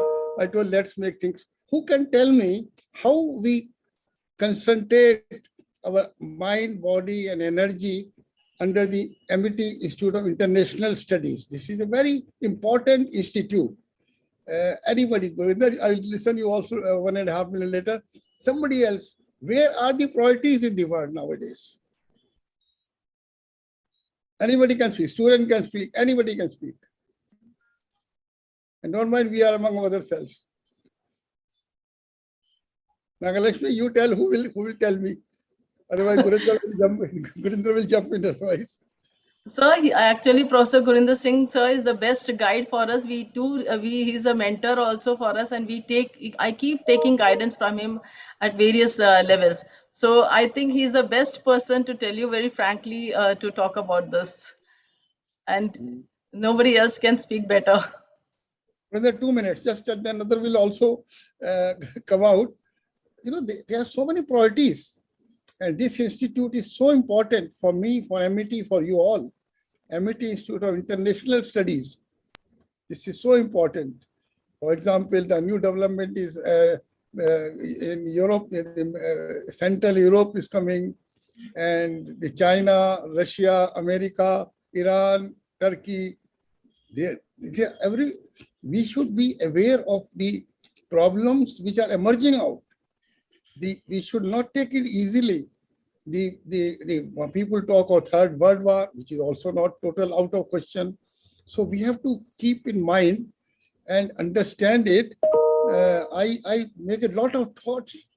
The world is not normal at the moment. I just came from the climate change workshop, and there also, but at the moment we are talking of international studies. Dr. Samurthy, I was talking to them. Yes, sir. What should the priorities of MIT Institute of International Studies? I hope that Gadyog should have been there, my Lieutenant Gadyog. He's also having this area. Defense and strategy. Yeah, Garinder, just 2 minutes. What should be our priorities? I think, thank you so much, sir, for giving opportunity to speak on this topic. I think that the priority number one is that to do research that which are the most important aspects which are touching international politics and international policies, and especially which are relevant to India. For example, we can see China coming out as one of the superpowers. And on the other side, America coming out and challenging China. So what should be the stance of India? Today we see that in today's newspaper, it is flooded with the news that India has come up, but India is aligning themselves with the one lobby, when the other lobby is talking and is putting a lot of challenges. We have seen that our ally, France, who was our good friend till yesterday, have also posed a lot of questions. I think that one of the major issues where our institution should work on is that what should be the international policy of India. We can do thorough research. We can look at which are the challenges in front of that, and we should suggest the solutions. Great. So anybody else? Because, when we know which, Garinder is right. Is Russia our first ally? Is America our first ally? Will Russia shake hands with China? What will be America's instance? So I think why I'm asking it, because MIT through its multi-forces, resources, brilliance, are capable to also contribute in the international relations, international systems. So that is why I'm asking this question, but we should know what is going to happen, how my intellectual capital with students, faculty member, researchers, and a large number of our people, those who are in the from diplomacy, scientists, how we can, MIT has so much power now under the leadership of our Manni Pradhan Mantri Modi ji. I think we can achieve a lot. The world is listening us. They are giving us a lot of importance. They are taking our thoughts very seriously. So now we should be instrumental in also contributing. That is why I'm asking it. MIT Institute of International Studies is a powerful instrument. Also my AIDSS, MIT Institute of Defense Strategies and Studies, is a powerful instrument. I got so many people from Army, Navy, Air Force. So I think what we have, very few people have the resources, the will, and the ambition to support our country. As Garinder Singh told, every day the equations are changing. So we should study it. And maybe sometime I would like to have a Institute of Foreign Studies, IFS ke liye. I'll make an institute for IFS, because we need a lot of more brains, those who think like Indian foreign service officers. We should have an institute. So I'm thinking how MIT can really, in a very concrete, concentrated, dynamic way, contribute to save India, to emerge India, to make strengthen India. So that is why I'm asking it. Would anybody else have in the meantime thought, where should be priorities? Because you should know it. As the MIT Institute of International Studies should know more than me. Because you read it, you listen it day and night. This was Lakshmi, कौन बोलेगा तुम्हारे यहाँ? बोलो, faculty कोई हो तुम्हारी? There's no hesitation. We are among ourselves. Anyway, बोलो शाबाश. Yes, sir. So I will request Dr. Shirish Pathak to speak on these lines. And yes, Dr. Shirish. Thank you. Thank you so much. Faculty. Yes. Thank you so much, ma'am. Kashi साहब I think because we are receiving. वो हमारे वहाँ पे भूटान वाले भी हैं यहाँ पे अभी वहाँ नहीं लद्दाख वाले ताशी साहब हैं यहाँ पे. Yes, sir. Yes, sir, he is there. Yes, sir, he is here. Yes, Mr. Sari Tashi. Yeah, evening, sir. Good evening. Good evening, sir. Nice to meet you. Fortunately, I told Lakshmi that please invite him, and also our scientist from DRDO, this other colleague of yours. We were so impressed last time, and you are working very hard to give me good students in my MTech program. Yes, so I think with that in Ladakh we'll make a revolutionary movement with you. Good. Yes. Please speak. Please. Thank you, sir. I would like to take this opportunity to thank you, sir, for giving these 3 MTech seats to Ladakh free of cost, and really it is a really remarkable contribution from institution to Ladakh, sir. Thank you, sir.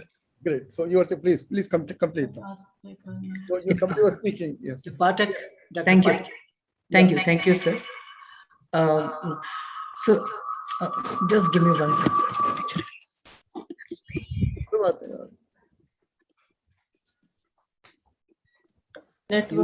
You switch off one of your notes. Yes, I think yes, right. I'm audible. Yes. Yeah, you are audible. Fine.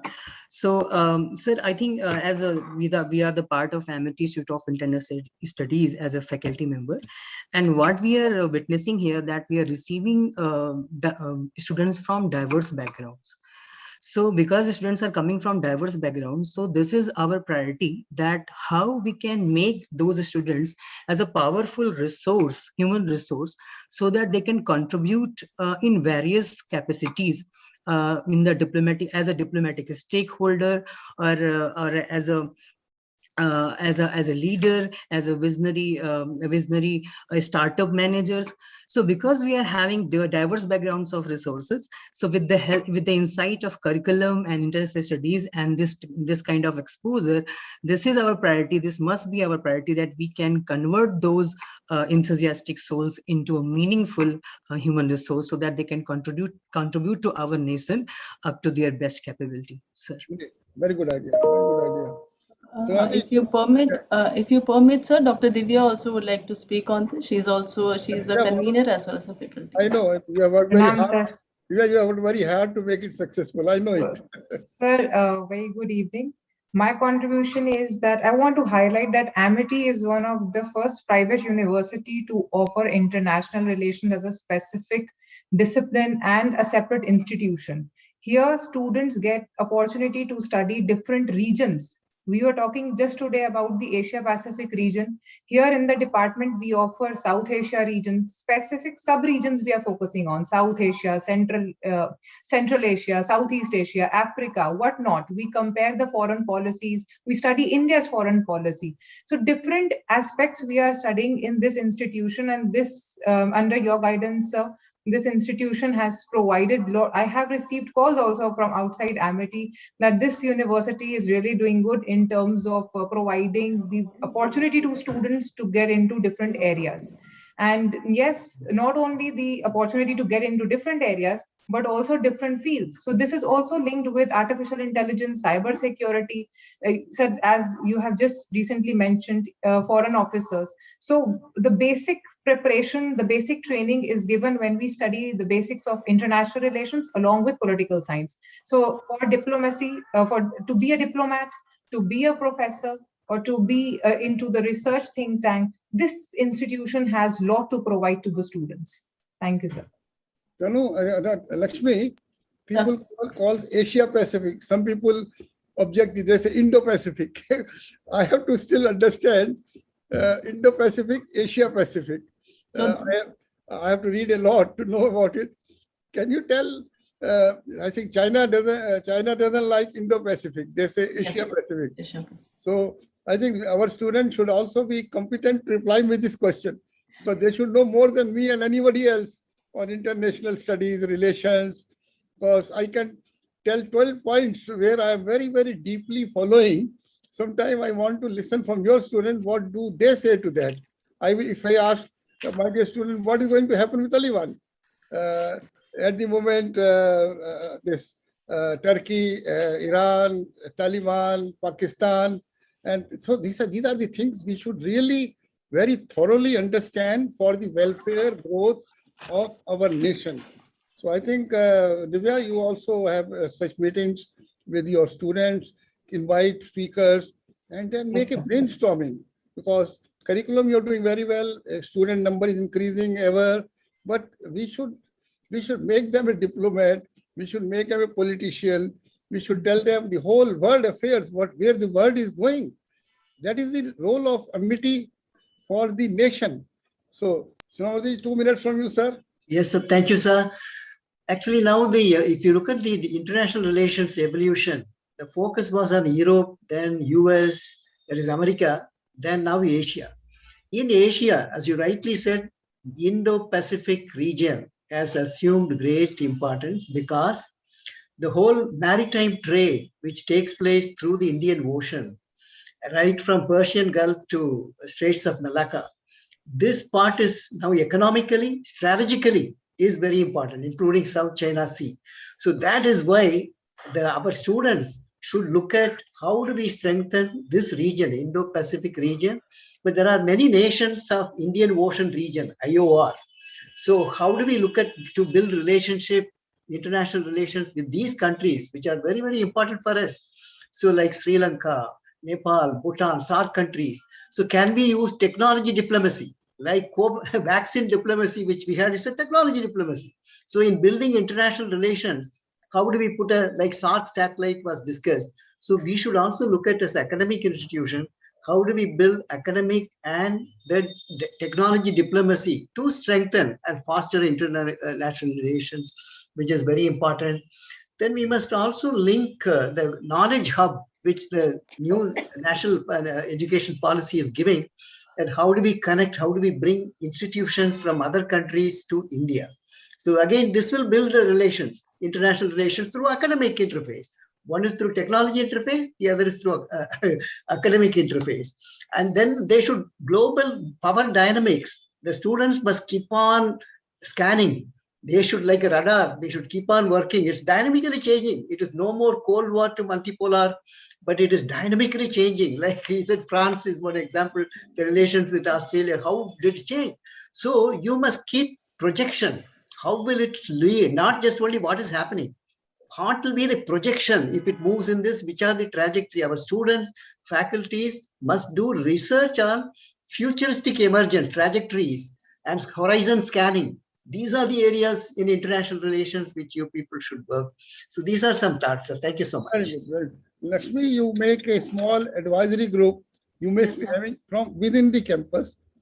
I'll be also always chairing it myself. And then also from outside, we know so many diplomats, ambassadors, they will know better than we all know about what we are talking about. And Divya and your colleague rightly told, our students have the potential, the academic and research diplomacy.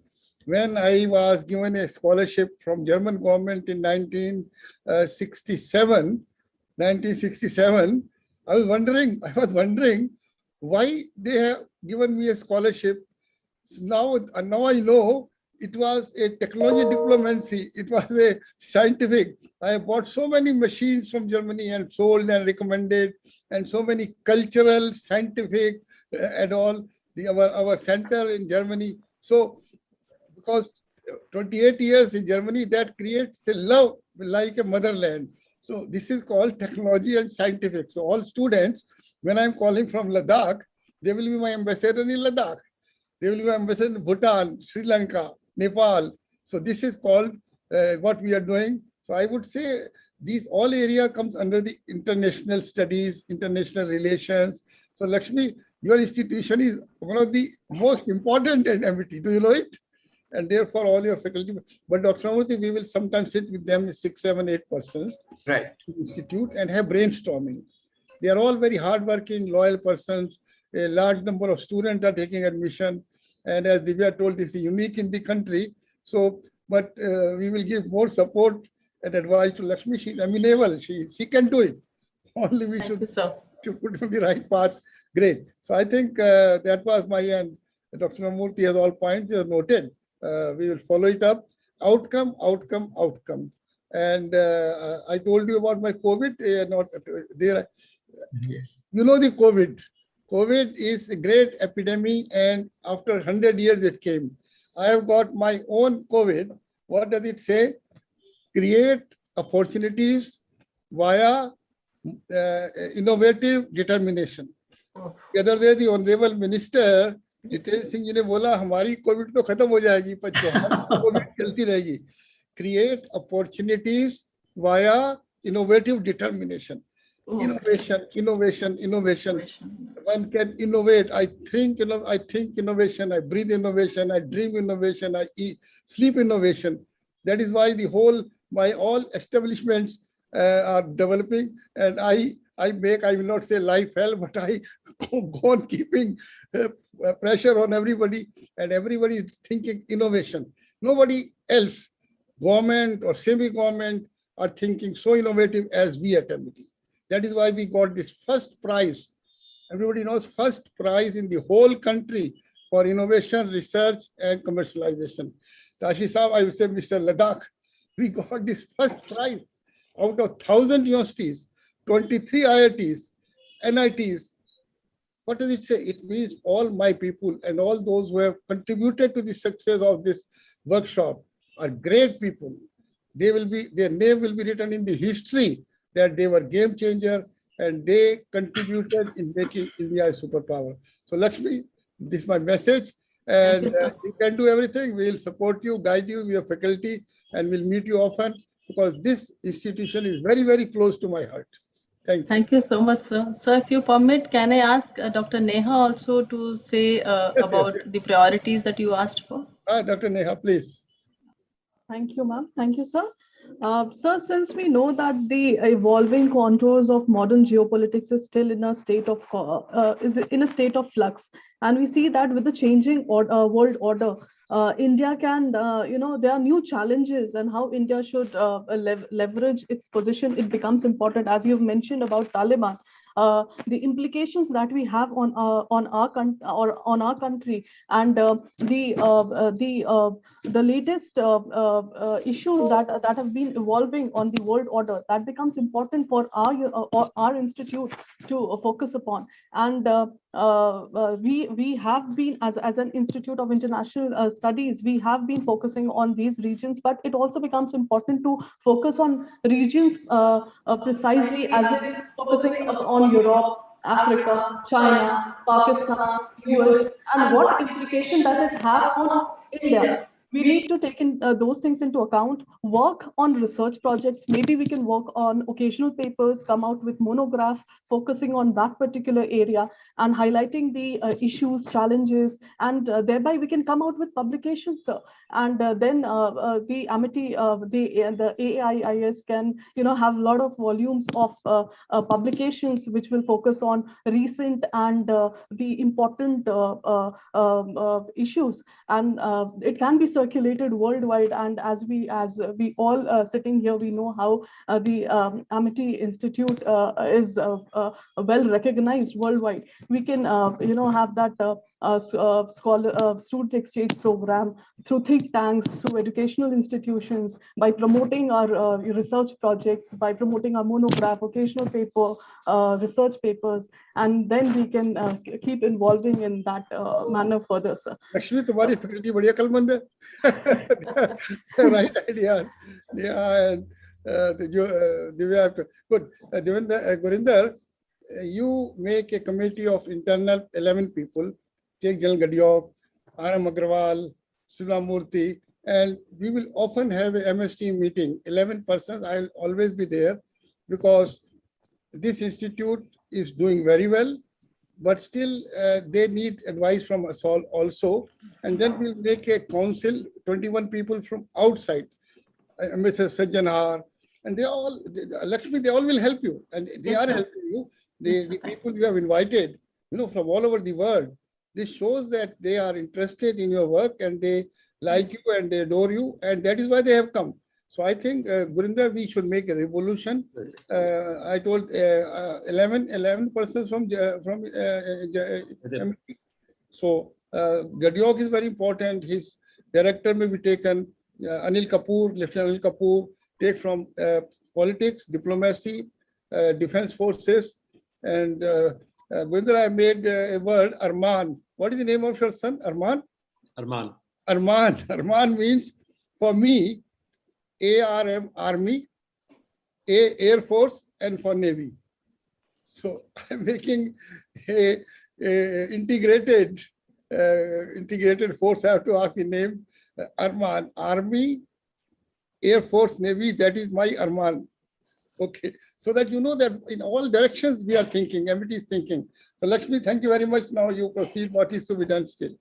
Okay, thank you, sir. And in this platform, I would like to share with you that one of my papers, Sports Diplomacy and Global Affairs, have been accepted for the publication. I'll just share with you in a couple of days because I've just got the acceptance that it has been accepted for publication. Congratulations. So I just wanted to share, as you were talking about technology diplomacy, the sports diplomacy is also here. One of the bachelor student joined with me to write this paper. So, and I'll share with you, sir. So I'm sure you will like it. And so the students are so much, they have so much of potential. They are ready to work as a research assistant, and they keep giving the contribution. So that's how, sir. I just wanted to share on this platform with you, sir. The students have a lot of potential. I agree. Yes, sir. Okay, so my deliberations are finished now. You go with your program as you want to finish. Yes, sir. Okay, Dr. Neha, you can go ahead with the formal vote of thanks.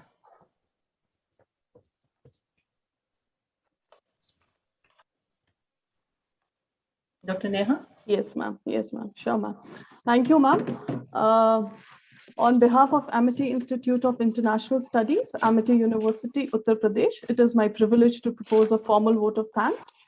Distinguished chairs, esteemed panelists, participants, guests, ladies and gentlemen, a very good evening to you all. We have now come to the end of the 3-day very engaging international e-conference Vijigishu 2021 in collaboration with the Nepal Institute for International Cooperation and Engagement on the theme Delineating Global Power Dynamics in Asia Pacific. Over the last 3 days, our distinguished chairs and esteemed panelists debated and exchanged ideas on various aspects, and several observations were made by them with excellent recommendations. I would not like to summarize those, as some of the key observations and recommendations have already been posted in various social media platforms by AIIS and also been summarized by Dr. Divya. First and foremost, I would like to place on record my sincere thanks to Dr. Ashok Chauhan, Honorable Founder President, Amity Education Group, for sparing time from his busy schedule and gracing us with his valuable time and inputs in the e-conference and the valedictory session, sir. Thank you for giving the AIIS an opportunity to host such an informative and enlightening e-conference. You've always been a source of inspiration for all of us. Thank you for always being there, and we look forward to your continued guidance, sir. I'm also thankful to Dr. Atul Chauhan, sir, Honorable Founder President, for his support and guidance in hosting the e-conference. I would also like to thank Dr. Garinder Singh, sir, Director Group Vice Chancellor, Amity Chains, for gracing the session with his presence and sharing his very useful insight in the valedictory address. You have been a pillar of constant support and guidance for all of us. Thanks for enlightening us with your kind words, sir. It's always a pleasure listening to you. Special thanks to Dr. Balwinder Shukla, ma'am, Honorable Vice Chancellor, Amity University, for her very valuable thoughts that she shared in the opening remarks, which in particular set the context for the discussion in the 3 days conference. Her thoughts will surely be going to encourage us in our future events as well. Thank you so much, ma'am. Next, I would like to thank Dr. Pramod Jaiswal, collaborator, Nepal Institute for International Cooperation and Engagement, Nepal, for his guidance and support in organizing the conference. Heartfelt thanks to Ambassador Anil Tirgunayat, Distinguished Fellow, VIF. Thank you for accepting our invitation and making the conference a huge success. Professor Anuradha Chinoy, Adjunct Faculty, former Dean of SIS JNU, right from JNU days, and even before that, she's been a source of encouragement and inspiration for all the students. We have been thankful for her valuable time and input. Vice Admiral Pradeep Chauhan, DG, National Maritime Foundation. It's always a pleasure listening to you, sir, and we look forward to your kind participation in future too. Thank you once again, sir, ma'am, your kind presence and for your very inspiring inaugural address. Your speech did set the tone for the whole conference. I would also like to take this opportunity to thank all the distinguished chairs and co-chairs of various sessions, Professor Ajay Behra, Dr. Varun Gulati, Professor Chintamani Mahapatra, Professor Shalini Sharma, Dr. Niti Bhasin, Professor Satish Kumar, Dr. Nandini Singh, Professor Upendra Chaudhary, Professor Bulbul Dhar, Professor Yoichiro Sato, and Professor Jay Prasad for chairing and co-chairing the session and sharing their very useful insight and observation on their respective themes.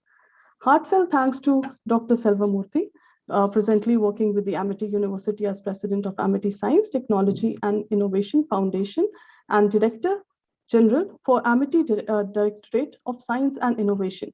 Professor Rajesh Singh, Head School of School Science, Guru Nanak Dev University, Amritsar, and Mr. Sharing Tashi, Founder Director of Ladakh Science Foundation, for gracing the valedictory session with their presence and sharing their very useful insight in their address. Your inputs are well taken. Would like to express my sincere thanks to all the distinguished speakers from overseas and India for their very thoughtful presentation and valuable recommendations that have been provided in the sessions. I would also like to thank our distinguished invited participants for their comments and observations. Well, an event like this cannot happen overnight. The wheels start rolling weeks ago. It requires planning and a bird's eye for details. We have been fortunate enough to be backed by our HOI, Dr. Nagalakshmi Raman ma'am, head of Institute, AIIS, and Dr. Shukwan Singh Vindra, Director Research, AIIS, in organizing this conference. Heartfelt thanks, Nagalakshmi ma'am, for your very valuable guidance and constant support towards the preparation and execution of the conference. Without your support, the conference wouldn't have been a success. Moreover, I would be failing on my part if I don't express my gratitude to Dr. Divya Anand, convener, Amity Institute of International Studies, for putting in her hard work in organizing such a successful and fruitful conference. Congratulations, Dr. Divya. Your hard work has indeed paid off.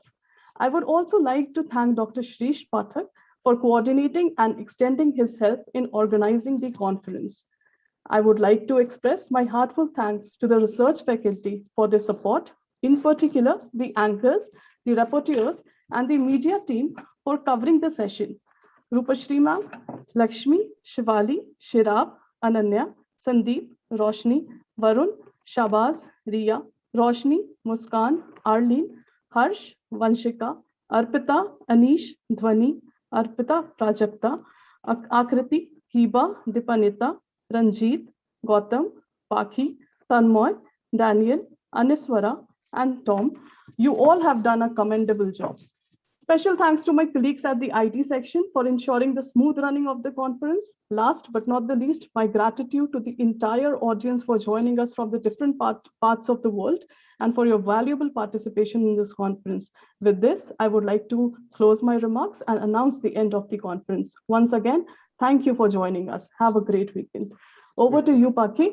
Dr. Garinder, during the vote of thanks, I know which of my faculty is distinguished, which not. So I could know. So my compliment to Divya and everybody who has worked so hard. I think it is right. Such a big conference, so successful, is not without having very short sleeps and working day and night. And it was successful. The first day, these two lectures from this Pradeep Chauhan, I think from Dr. Murthy from Maritime Foundation, and one before that, the two lectures were so insightful. I will listen it again, and we have the also MOU with the Maritime Foundation. Garinder, next week I would like to have a 7 or 11 member MS team meeting.